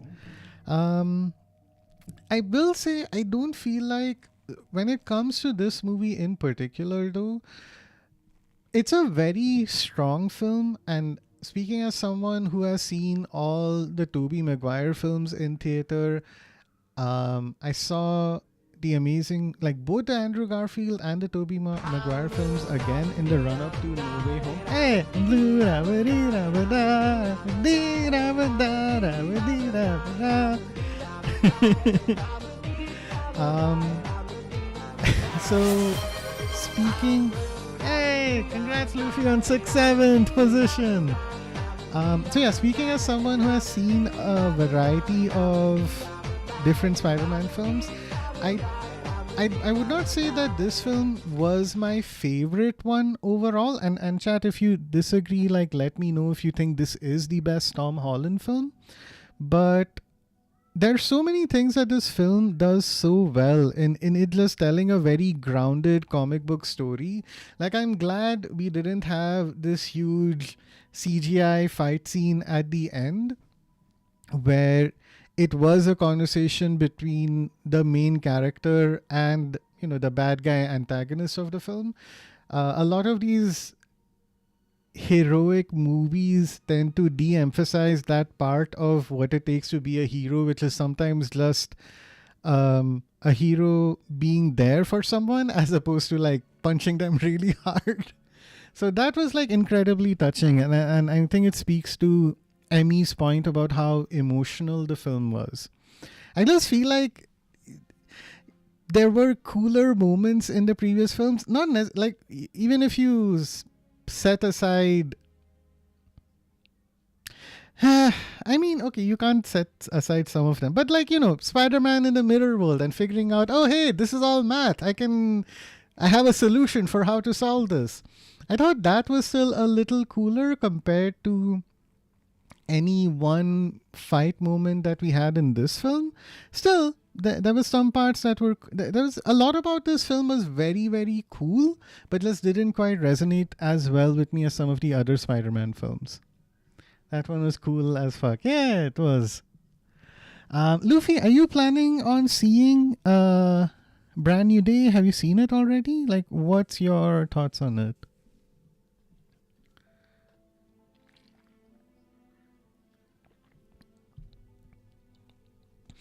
But cool, if there's anyone else in chat who would like to share their thoughts, do go ahead. Glad to hear that you guys felt it was emotional and that resonated for you. It did for me as well. Like, you have to have that conversation between Peter and MJ. You have to have that conversation between Peter and, let's say it's Jean Grey with being in the film, which is insane. I think, and those conversations were definitely handled very, very well. So, and I'm glad to see that it resonated with a lot of people. I think Amy on Discord also said the same. It was really good and emotional, which is nice. The last time I think there was an emotional Spider-Man film was the third Tobey Maguire movie, which, that was kind of a drag to get through. I don't think so I'll be able to see it. I might do if I get holiday this week. Oh, okay, cool. All right. Well, good luck, Luffy. I hope you get to check it out. Regardless of what I say, I think it's, at the end of the day, a very good MCU film. It's definitely continuing the trend that has been going on with the MCU post Captain America Brave New World. Like, I felt this way about Thunderbolts and Fantastic Four as well, in that just like those films, this film is also very solid, tries to do something a little different, and for the most part does it well. The only thing that I feel like was a bit of a miss in that final conversation was Peter telling Jean Grey, hey, you can't do this alone. I've tried. It doesn't work. And it's like, I mean, you spent 4 years being by yourself. You brought New York's crime rate to an all-time low and put a ton of bad guys away. Additionally, your powers have leveled up, which is great.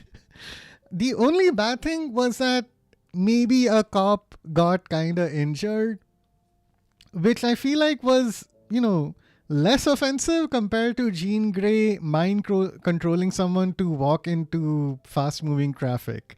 So I was like, I feel like that particular thread could have been highlighted maybe a little better of Peter losing some amount of control. Amazing Spider-Man was emotional because of Gwen's scene. Yes, that is one of the few things that I liked about the Andrew Garfield movies. Was I think the casting was perfect. I think the chemistry was great. I think Gwen Stacy's death scene was also handled really, really well. Someone described Amazing Spider-Man 2 as having a lot of really cool moments, but then just not enough of a good connective tissue to bridge all those moments together really well. So there is that for sure. Let's I want to play some nice chill music, but I also don't know what to go with. I feel like this ambience is a bit too orchestral, and if I go with something that is more close to Spider-Man's vibe, I'll end up getting copyrighted again, which I don't want to do.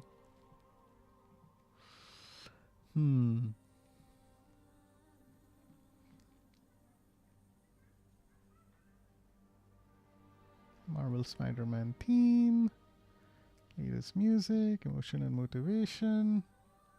What would be a good background music? I think the movie tapped into a lot of relatable emotions, the feeling of being scared, of heartbreak, and being tough in the face of vulnerability. Those are very on-topic emotions for a lot of people at the moment. Absolutely. And I think of all the Marvel characters, Spider-Man is the best way to represent that. Don't remember how the other Tom Holland Spider-Man movies go, but I never got the sense of despair emotions as much as this one. Yeah, that is definitely valid. I think, to their credit, each of the previous Tom Holland movies do go to a very dark place very briefly, and I think they handle it well. In Spider-Man Homecoming, there was that scene where the Vulture leaves him trapped under all that concrete and there's water pouring in, and that's kind of a throwback to a moment that happens in the comics. And so like Peter is this kid who is being crushed under a pile of rubble, and then he starts telling himself, come on Spider-Man, let's do it, and then he pushes himself out of that, which is very cool. In Far From Home, Mysterio has him go through this whole illusion field thing where he's imagining people dying around him. He sees Tony Stark's corpse, and he kind of ends up blaming himself for Tony Stark passing away. Like there's this, like I think he's told, oh, you could have done more, you should have saved me, and you see like a skull with a spider crawling out of it, which is really intense.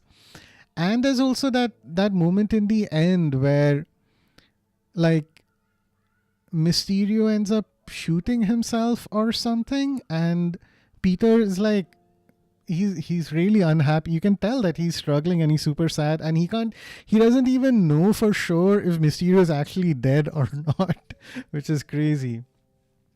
And then of course No Way Home has the moment with Aunt May passing away as well. So I think I do think that there are emotional scenes in each of the previous films. Mysterio definitely, really did a number on him, right? At a time when Spider-Man was so vulnerable after losing his previous mentor. But I do think this film ratchets it up in certain ways and does do it really well. Like between Spider-Man and Zendaya, like you can really sense the fury coming off of Peter when he learns what Jean did to him in that moment on the rooftop with MJ. But in my own way, I kind of feel like I do feel like those moments in the previous Spider-Man films hit me a lot better compared to this particular film. Okay, I'll come to one moment that really brought me to tears in just a second after I pick out some goddamn music to listen to. What? I keep thinking about Skyrim. It has excellent music. What would be something nice? I feel like I want something hip-hoppy, if that makes sense. Hip-hop ambience. But then I feel like if I type hip-hop ambience, I just sound old. So I don't know. Best of Lo-Fi Hip-Hop 2021. Okay.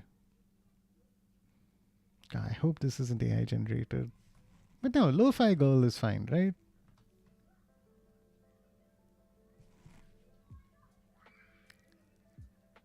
Alright, yeah, this works. This works a lot better. Cool, cool. One scene that I feel like did hit me in the end was Punisher. And him and Peter in that hospital room. Oh my god. Like, it wasn't just Punisher feeling broken up about having shot Peter. It was the fact that, like, he recognized Spider-Man and Peter's bravery in that moment. That's what really hit me, that a guy like him. And I just watched one last the Punisher short story thing a few days ago. So him, like, knowing, like, getting that refresher that this guy has been in the Marines, he's seen a lot of messed up stuff in the army and over in the Marines specifically, and over the course of his own life, for him to say that, you know, I know what bravery looks like, and you really demonstrated that at that moment. I think that was so good. And it was definitely a moment where sometimes Marvel does this where, oh, things are very emotional and tense, and then it diffuses it with a joke and it undercuts that. In that moment, like when Peter starts making fun of him and saying, oh my god, are you crying? I needed that release. Otherwise I would have started like bawling in the theater itself. So that was like just a pitch perfect moment in that film that I'm so grateful for. What makes that even more touching is that Frank's son would have been at about the same age with Peter. Oh my god, yeah. Frank's whole deal is so tragic. I feel bad that I left. I was watching Daredevil with my wife a few years ago in the run up to Born Again releasing, and we made it about halfway through season 2, where Frank has his whole fight scene in the prison, and then we stopped watching. And then I never watched like the Punisher series as well. So I feel bad because John Bernthal does such an amazing job. But hopefully, like, I'll have time to watch it at some point. You need to, it's so good. Yeah, no, exactly. I completely agree. But Azu, now when you have a second, like, would you be able to do share your thoughts about Brand New Day? Like, what did you like about the film? Overall, do you feel like it's the best Tom Holland film, or do you rank it somewhere slightly lower? Is there anything about the film that you felt was not great and could have been better? Like, I'd love to hear your thoughts as well.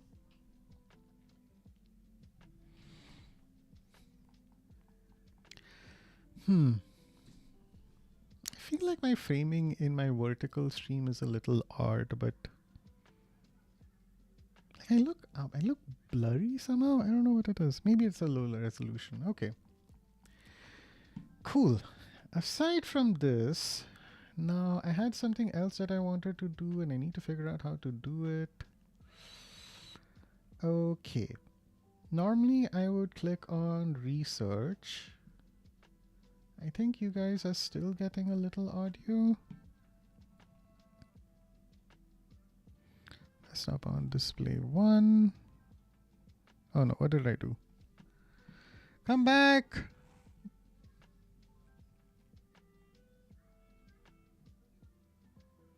Oh my god.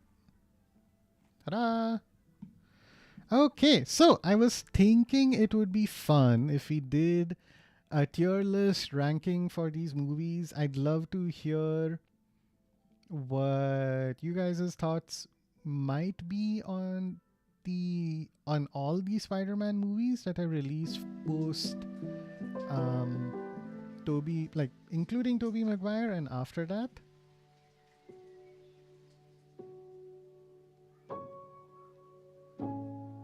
Okay, you guys are getting audio, which is good. If I go here, okay, cool, this could work. Let me, how do I do this? I want you, how do I turn you off? That card, there you go. Okay. Okay, vertical stream is gonna be a little scuffed, but it's fine. They're used to it. Ta-da!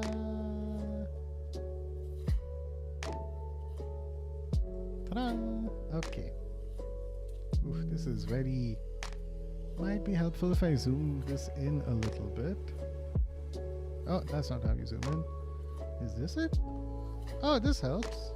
Yeah, this works. Okay, cool. Okay. So Azu says it's definitely the best Tom Holland Spider-Man for me. Very nice. I think the best part for me is how it focuses on Peter's mental health a lot in this one. Chemistry he has with every character is great as well, especially with Frank and MJ. Yeah, for sure.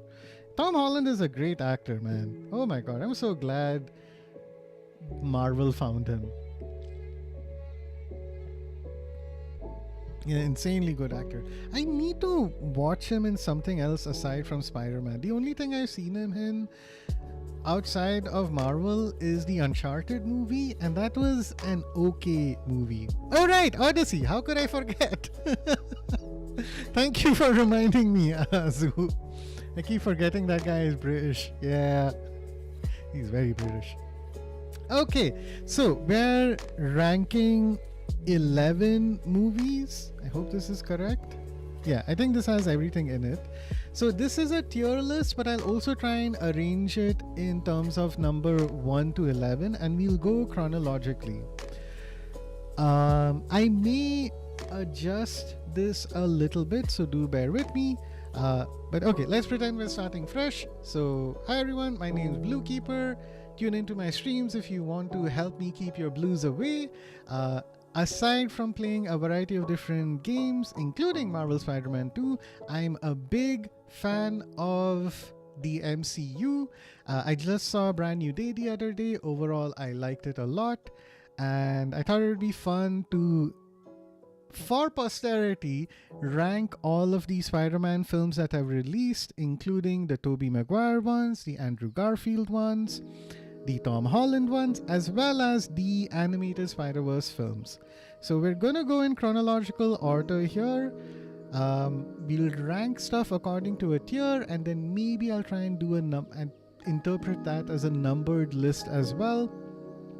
But if you enjoy my content, do give me a follow, like, share, subscribe, and join my streams. They're a fun place to hang out. I'm very respectful of people's various opinions on the MCU films. Okay, with that intro out of the way, thanks for bearing with that chat. Let's get back to it. I keep forgetting. Dude, I was so shocked. I was so shocked when I found out he was Andrew Garfield also. Yeah. I stopped being surprised about British people being in American content when I saw The Walking Dead, and I found out that the main guy who plays Rick Grimes in that is also British. And I don't remember what film it was, but even a few years before that, my brother pointed out, oh, you know that guy from that movie? He's British. You know that guy? He's also British. I'm like, oh, okay, cool. All these British actors are in Bollywood right now. Sorry, Hollywood right now.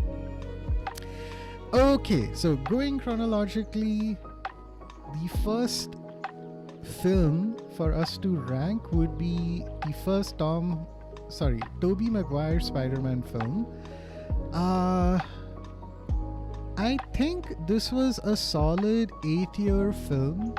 Like, it really like, say what you will about the Sam Raimi films, this one in particular, I think, got the ball rolling with Marvel's entry into, you know, Hollywood.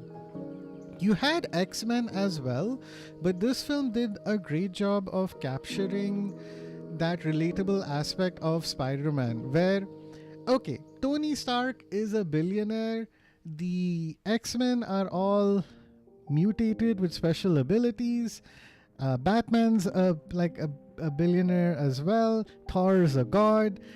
But at the end of the day, Spider-Man is the only one who, if you were in high school, if you were someone who was struggling with balancing schoolwork and everything else in your life, or just work and everything else, like, Spider-Man, I think, resonated with so many people for that reason.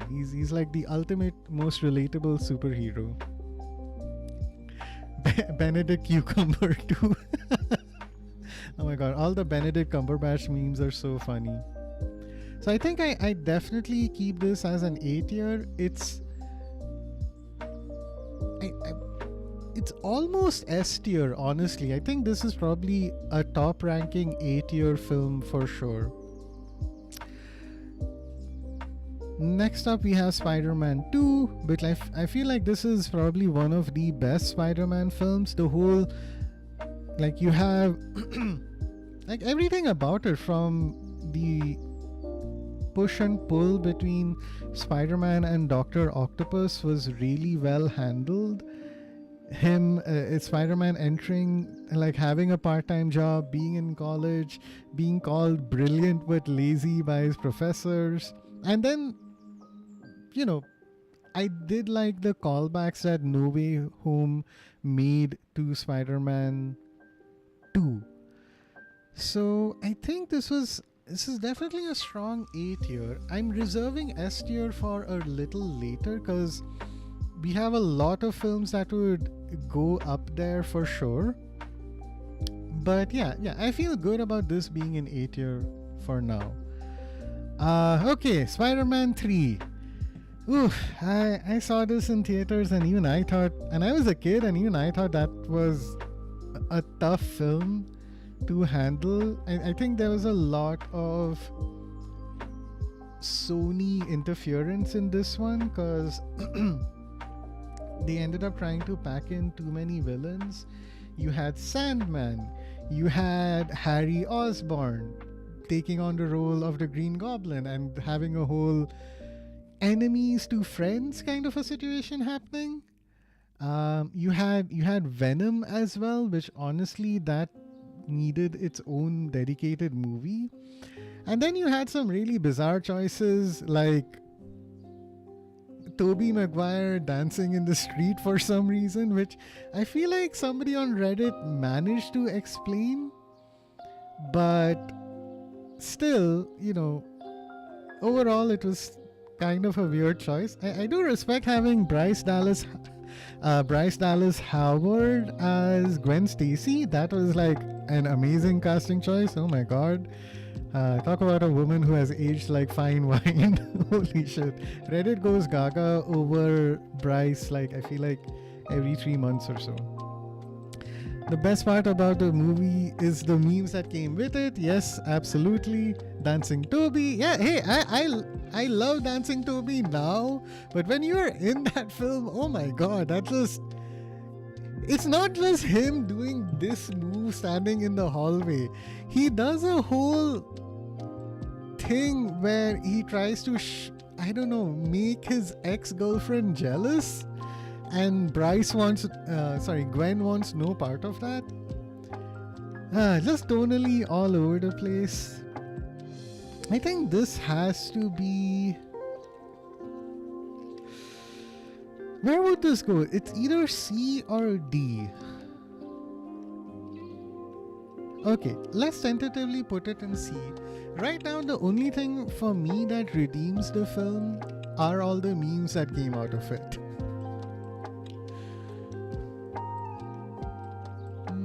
But there are films that I think that are worse than this. Okay, fine. At least the meme potential was strong with this one. Okay.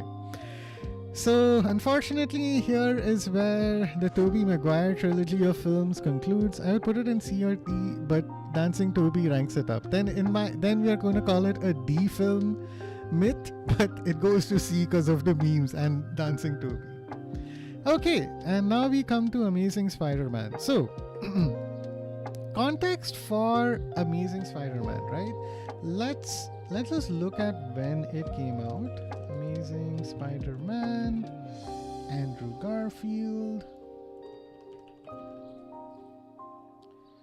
Okay, this released in 2012. Wow, okay. 77% on Rotten Tomatoes, which is higher than I expected, and 6.9. And you had The Amazing Spider-Man 2, which came out in 2014, 2 years later. So I was in college at around this time, and I think I might have just graduated, was starting my work. This ranks, and this was reviewed a lot lower at 6.6 and 64%. Okay. So this may be a little bit of a controversial take, but I don't know what my headspace was like exactly at the time. OG Spider-Man movies as the best Dafoe Green Goblin. The villain is really good, and myth, like I think I may switch it around once we get to the later film. So, but I'll keep that in mind, myth. You're not wrong for sure. But coming back to Andrew Garfield films, what do I say? I think I was just one of those people that was like, this makes no sense. Why does a reboot need to happen? Like, I vividly remember the Tobey Maguire films, and I still had a part of me that was like, okay, I'll keep something of an open mind. If the reviews turn out to be good, then maybe I might go see it. But the reviews came out for Amazing Spider-Man. I like 77% is not great, especially when we consider how things were going with Marvel at this point in time. So I ended up skipping this, and I had the same mentality apply to the second film as well. Like, I didn't even watch these films on my computer at home or something. I completely skipped this as well as the second movie. And then I only ended, and then again, it's the same thing, right? Okay, this is a 6.6, it's a 64%. The people, the podcasters I was listening to were like, these are not good movies. So I felt comfortable skipping it at the time. Even when I rewatched these films in the lead up to No Way Home, I would struggle if you asked me to remember anything about these films. The only thing I remember about the first film was just like I felt grossed out by how much of a copy paste the Uncle Ben death scene was. Like, okay, all the actors are great, the cast is amazing, but the overall story is like this does nothing for me. Excuse me. And with this also, like, I kind of remember Jamie Foxx being super geeky and nerdy at one point, and then he got electric powers. Gwen Stacy dying still is certainly a special moment, and someone, like I mentioned earlier in the stream, like, this film has a few good moments in it, but then a story that I don't remember it being particularly cohesive. And I think that's the saddest part about these films, is that they're both so unmemorable. There are some things that happen, like some clips that get reposted on Reddit that remind me of, like, Andrew Garfield is really good as Spider-Man. He's so emotive in his suit in a really cool way. His chemistry with Emma Stone is also so good, but I feel like the overall story of these films was just had zero impact on me. So I would put both of these comfortably at D tier. In my mind, they're the most missable of these films. Like, I still feel like Spider-Man 3, despite all its flaws, is more watchable and worth revisiting compared to either of these films. The problem with these two films is like, okay, this is a very separate criteria, but the fact that there are no memes from either of these films says a lot. Maybe there is something, but I'm forgetting it. And the maybe one redeeming moment is that chemistry, but it's just not enough to pull it out of D for me. Again, let me know. If I'm being crazy, I'm happy to hear it. If there is something that redeems these films in your eyes' chat, do let me know. But whew, these do not go well. Okay, so now we have 4 Tom Holland films and 2 Into the Spider-Verse films. So I forget the chronology of these films, so let's focus on Into the the Spider-Verse movies, and then we can do Tom Holland in chronological order.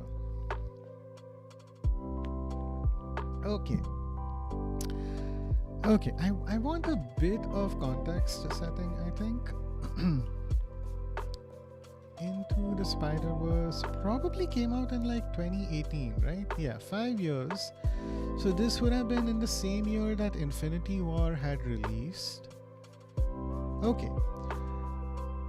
I went into the Spider-Verse with like zero expectations. I had no idea how this film was gonna be. I saw one trailer and I thought, okay, that looks cool. And then I think I saw some folks mention, hey, this is a really good film. And which was surprising to me. I did not expect, it's this one. I did not expect that an animated film from Sony would be interesting at all. Especially again, like, we got Tom Holland, thankfully, as Spider-Man, but Sony had their whole Spider-Man universe happening. Venom was okay, but not particularly great. But this movie was honestly such a pleasant surprise. I remember, so the way I saw this film was so crazy. I went for it in the middle of a work week to a theater that was completely abandoned. Okay, like, this is a really good theater in a really good mall, but because it's an animated movie, I think for some reason I was the only person in the theater, and despite that, somehow the humor and comedy in this film landed so well for me. Like, I must have sounded insane, but I literally laughed out loud so many times during this movie, which is rare, right? Normally, if you see a comedy film in theater, it lands a lot better when there are multiple people in the theater with you also laughing along, right? That's one of the reasons why the first Deadpool movie, I think, was so enjoyable. I went on a Friday night with some friends from work. The theater was completely packed and people were laughing so much at Deadpool, at like the humor, the Marvel references, and it worked so well. But I think it's a testament to the comedy in this film that despite it just being me in the theater, I still found it so funny. Like, there's this one scene where I think like a security guard or someone walks up to him and says, "Miles, what the hell are you doing?" And then Miles in his head is going, "It's okay, let's play it cool, play it dumb." And then he's like, "Who's Miles?" And then he thinks in his head, "Not that dumb."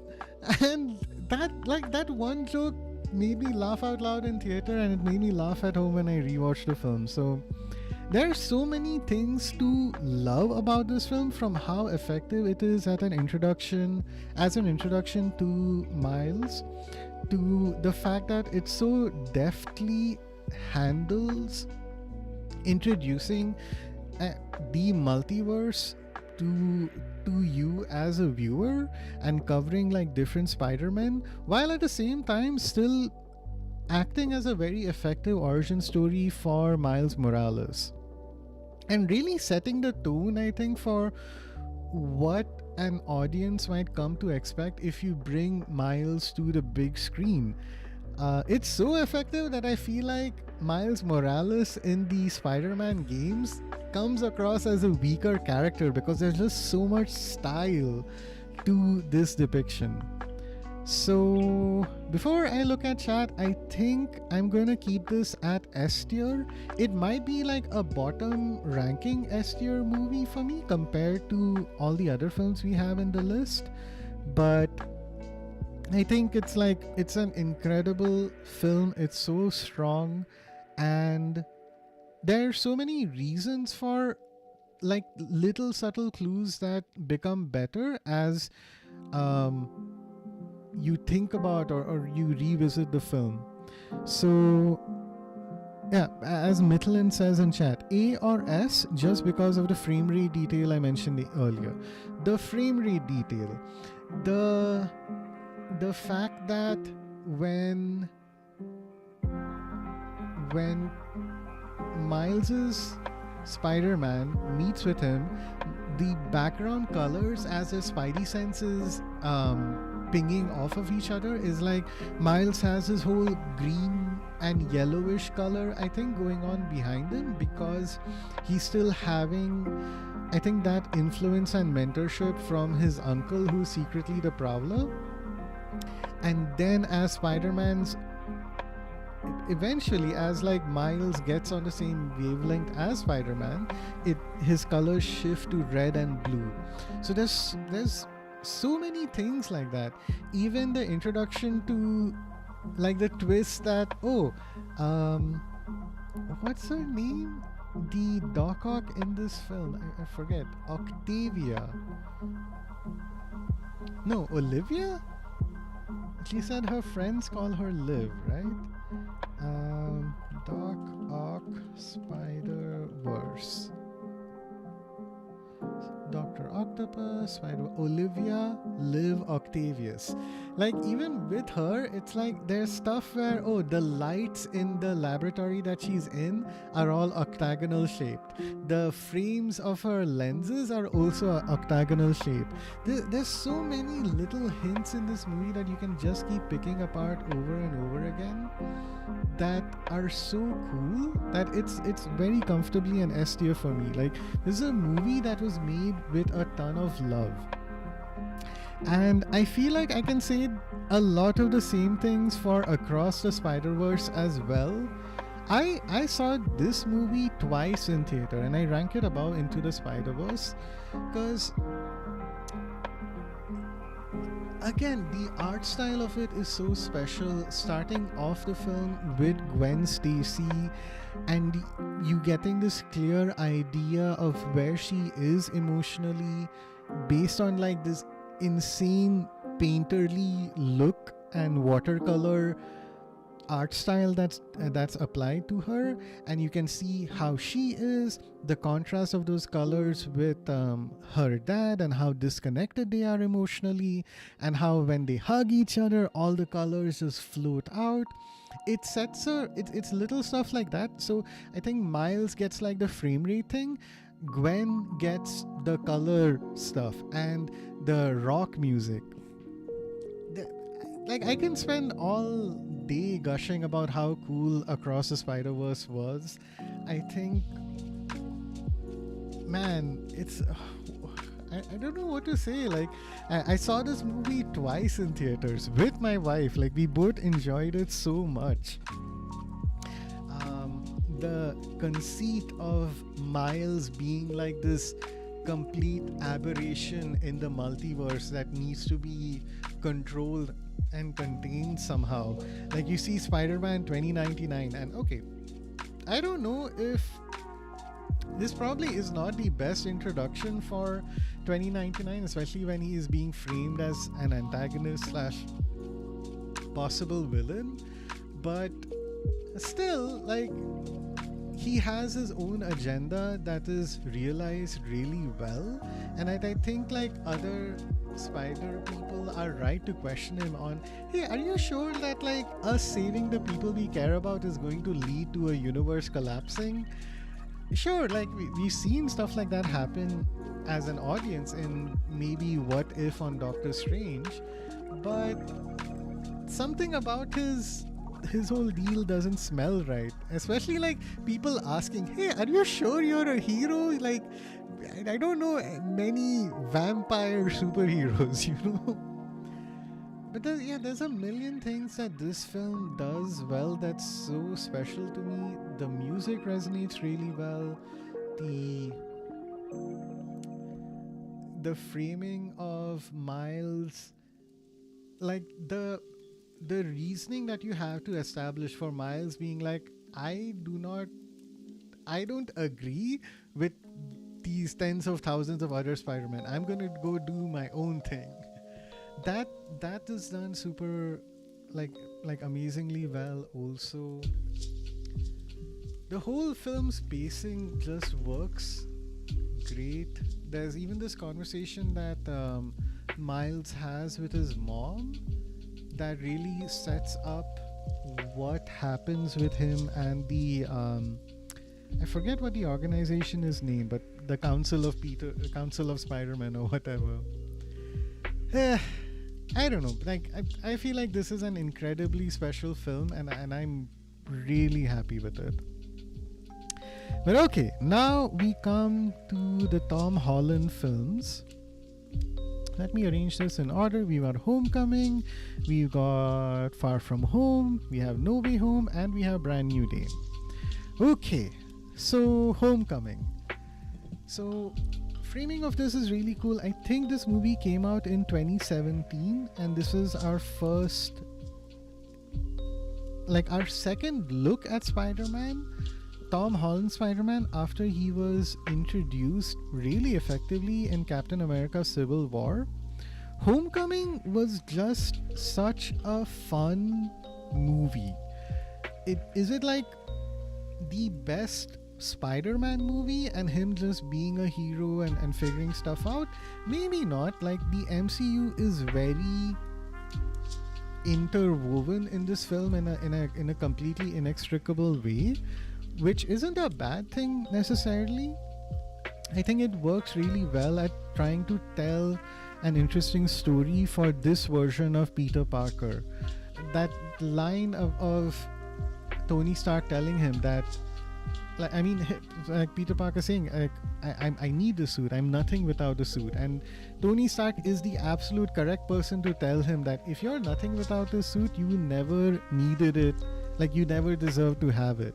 I think that really sets the stage for helping Peter, or this version of Peter, become the hero that he's supposed to be.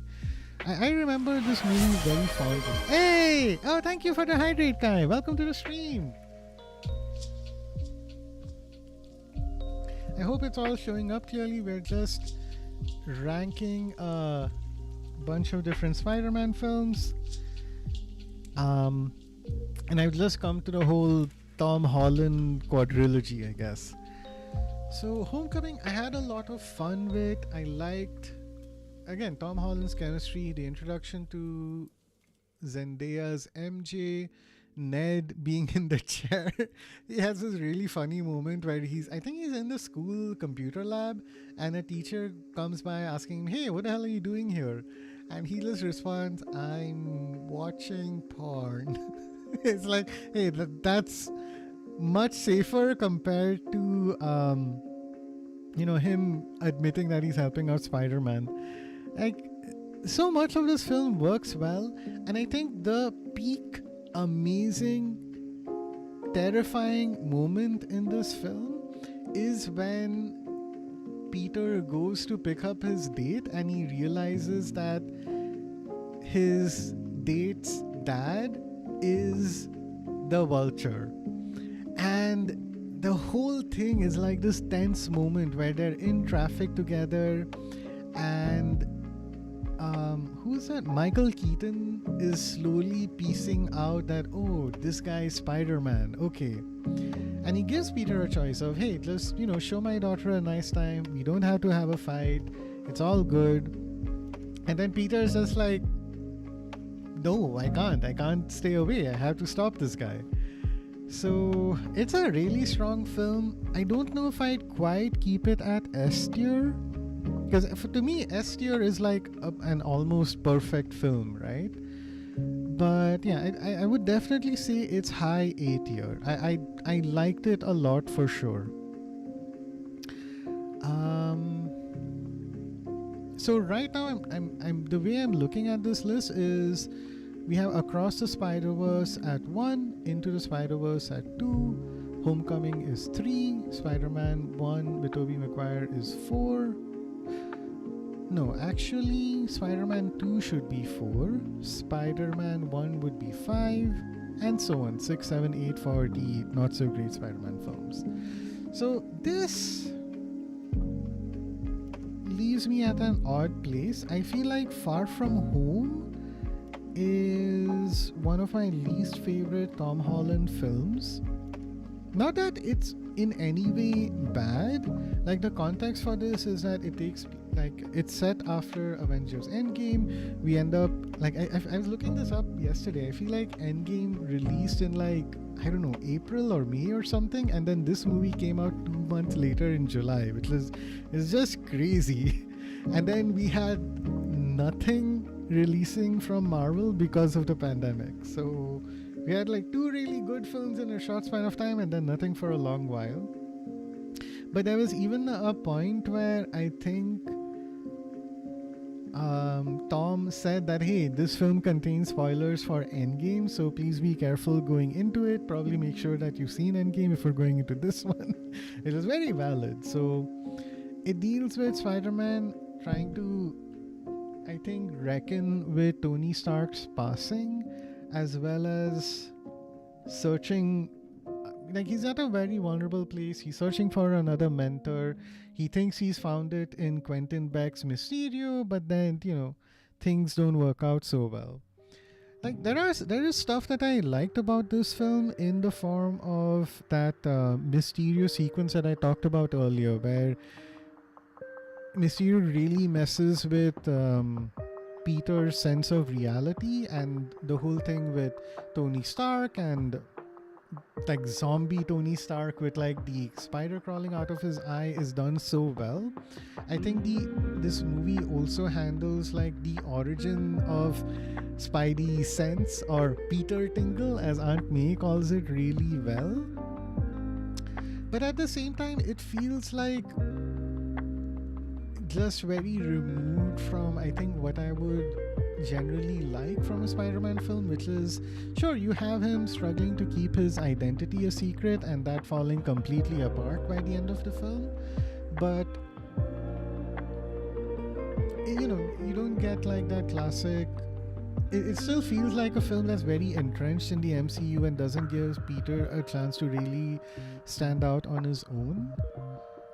There are moments that are really strong. I think the story that's told overall is very cool, but something about this film just felt a little weaker compared to a lot of the films in this list, at least in the top set of 5.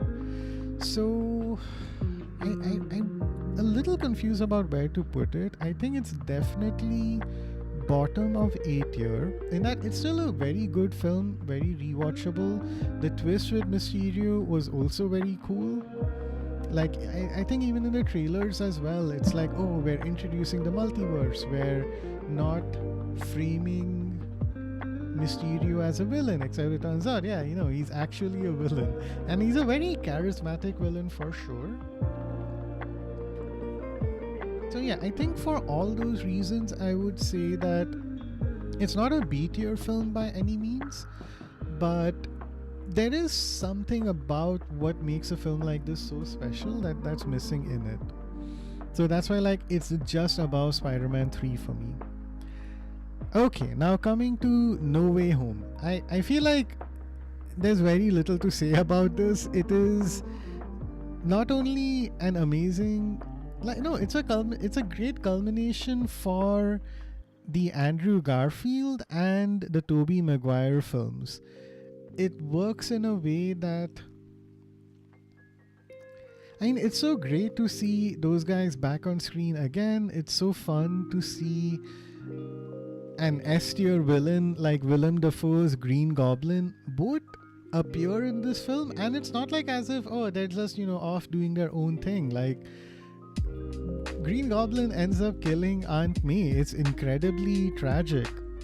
And there are some flaws to this film. I think, like, I don't know, like, I wanted to see a world, like, a little bit more of a world that knew who Spider-Man was.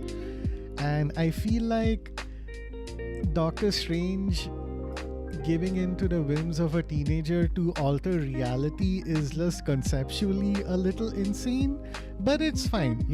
If it means that we end up seeing absolutely insane stuff, getting to see all those callbacks and references like, oh, the power of the sun in the palm of my hand. There's this line that Dr. Octopus says to Tobey Maguire, which is asking, hey, hi my boy, how are you?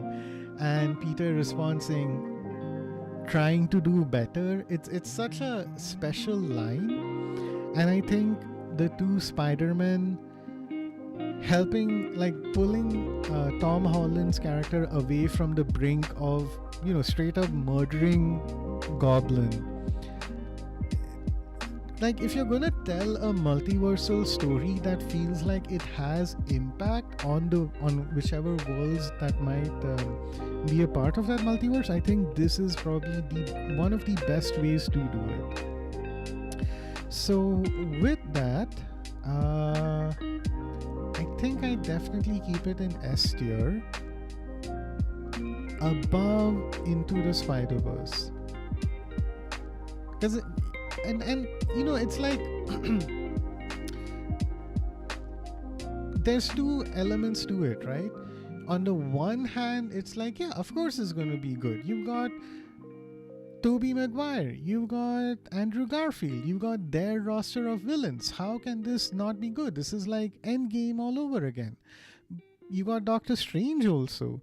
But it's like, in another film, those elements could have worked incredibly poorly. And I will say, right, like, the Lizard was barely in this film for what feels like, I guess they just wanted to, like, he's mentioned, you see him, but in order to save on budget, it feels like he barely does anything. So, but at the very least, nothing was like he wasn't egregiously bad, and you still felt, I still feel like a cool story was told by revisiting all those characters. So even though something like Endgame, if I ever do a Marvel MCU ranking list, would also rank up really high, these films are also incredibly tenuous balancing acts that are a feat to pull off well. So yeah, it's a double-edged sword to include that nostalgia element. Okay, and with that, we come to our most recent film, which is Brand New Day. So like I said, this is a through and through amazing comic book movie that tells, I think, Spider-Man's story from the comics. I think having a hero who resolves a situation by talking to someone as opposed to beating them up is really cool.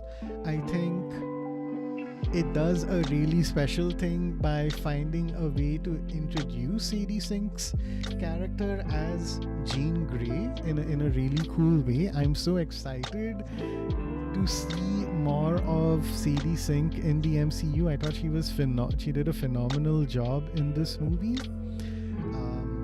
Like I mentioned before, this feels like a Spider-Man who for the first time is operating independently.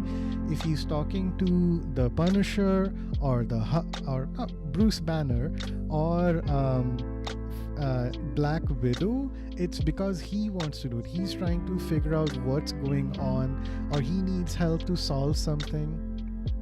And I feel like I'd love to see more Tom Holland films that are like this one. Do I feel like it's a perfect film? Not entirely. The conversations are handled really well, but whereas I feel like each of the previous films had like a really cool set piece moment, had some fight choreography that was amazing, or had like a moment where, like I mentioned earlier, Peter realizes that Doctor Strange's mirror dimension is just mathematically fucked up and he has a way of solving that. I feel like this didn't quite capture that. Seeing the web blossom was very cool, and seeing this movie that has been influenced by previous Spider-Man films, by even the games to some extent, is very special as well. I will point out that I think some of those moments were a little bit spoiled in trailers, but I'm fine with that. Like, I think you can reveal a lot about a film in its trailers and still go in feeling surprised, and I don't think there were many surprises in this film, but that doesn't knock it in any way. What I feel like was special were those emotional beats of like Bruce Banner or / Hulk recognizing who Peter is and letting himself fall to the ground was a cool way for that fight to kind of resolve itself. The moment between Punisher and Peter Parker in the hospital room is like, hey, this is pitch perfect. I wouldn't handle this in any other way. The twist about what VMAX is oh my god, it's just Vent Max is like, to me it didn't come across as a surprise, or it wasn't as heartbreaking as I think it might have been for other people, but I liked it a lot. I liked this film a lot. I didn't necessarily love it, but I appreciate it a lot, and I hope we get to see more films like this.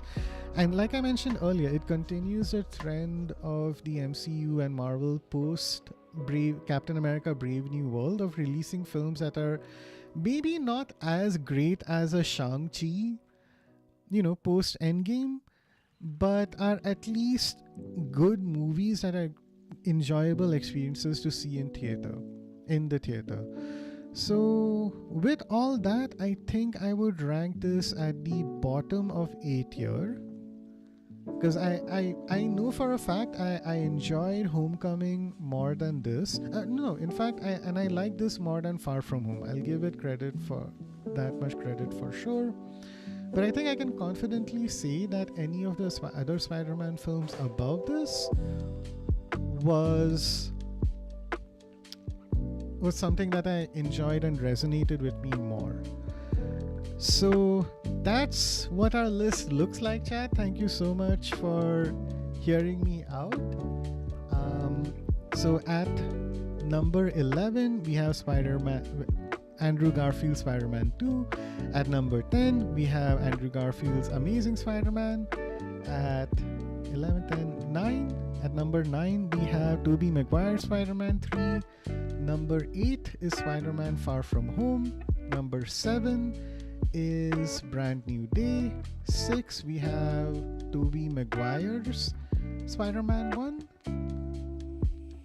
5 is 5, 4, 3, 2, 1. Yeah.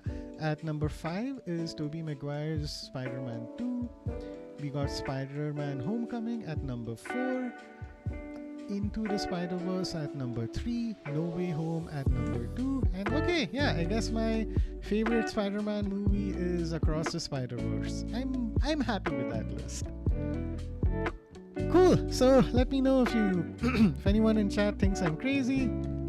If you guys are still here listening to me just yap, I really appreciate you all. I think with that I can maybe take a little bit of a break. Let's see. How long have I been streaming? It's only been about 3 hours. But I think we'll end the stream a little early, chat. I'm kind of tired from just talking so much. This is my first time doing something like this. I hope you guys had a good time listening to me. If you didn't, sound off in chat. It's okay. I appreciate the feedback. I'd love to approach this a little differently if there is some way I could do better. Can I download this? This would be helpful for me to remember. No? Okay, fine. I will go ahead and just take a screenshot at the very least so that I remember my own ranking. I do want to do something like this for the rest of the MCU, including like everything. I mean everything in the MCU, including like the old Ben Affleck Daredevil movie and really obscure stuff. I remember I need to rewatch them at some point. I have not seen. I've seen Daredevil. I never saw Elektra. And a couple, and there's a lot of, oh my god, okay, maybe I'll revisit the scope of that, because like I feel like I need to construct like an E or F tier and just put a ton of garbage in there, like Elektra, and what else comes to mind? There's an X-Men Origins movie that was pretty bad. What is the worst of the worst when it comes to Marvel films? I just had something pop up in my brain, but then I forgot about it.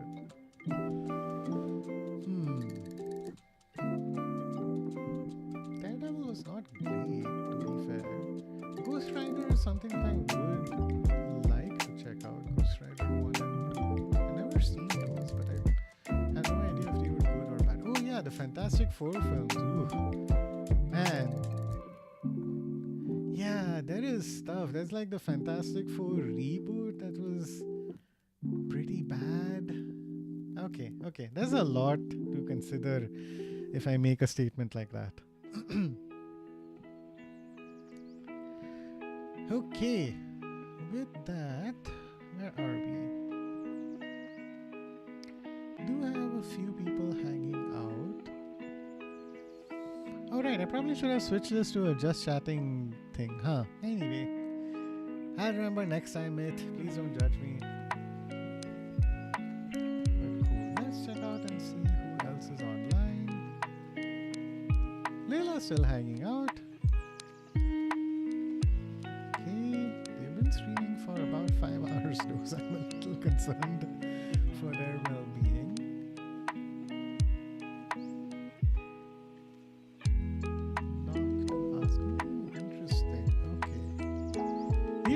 Chat, I am going to leave you in the hands of a very nice streamer. Before I do, okay, this one is 3 hours. Oh, okay, this one's perfect. Okay, we have a very nice streamer who I'm going to leave you in the enjoyable hands of. Her name is Lauren. She plays Skyrim. If you need someone who to hang out with or to have in the background, she is my go-to person. Before we do, I just want to double check something. Okay, yeah, we can go ahead with our raid. So with that, chat, thank you so much for stopping by, for listening to me talk about the MCU.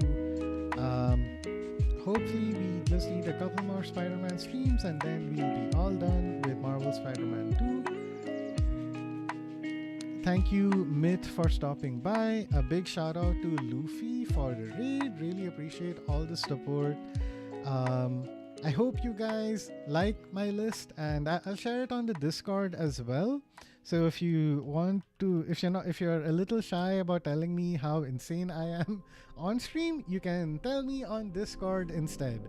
Excuse me, sorry. But yeah, shout out to Luffy for the raid, Myth, Kai, SSG, Azu, Mute, Cyber Angel, Jack, and everyone else for stopping by. Really appreciate the company and support, chat. Thank you for listening to me yap for so long. And let's go ahead and read out to my favorite Elder Scrolls streamer. Oh, hey! Hi, SSG. Cool. I'm gonna hit following. Eh? Oh, okay. I follow a lot of people, huh? There's Lauren. I hope you're doing well, SSG. I know work has been quite a bit, but I'm glad I get to brighten your day a little bit with streams like mine. Okay, we are starting raid. Just need a few more seconds. 3, 2, 1. All right. Bye, chat. Thank you so much for stopping by. I'll paste a raid thing in the stream, in Lauren's stream. All right. See you, everyone. Bye bye.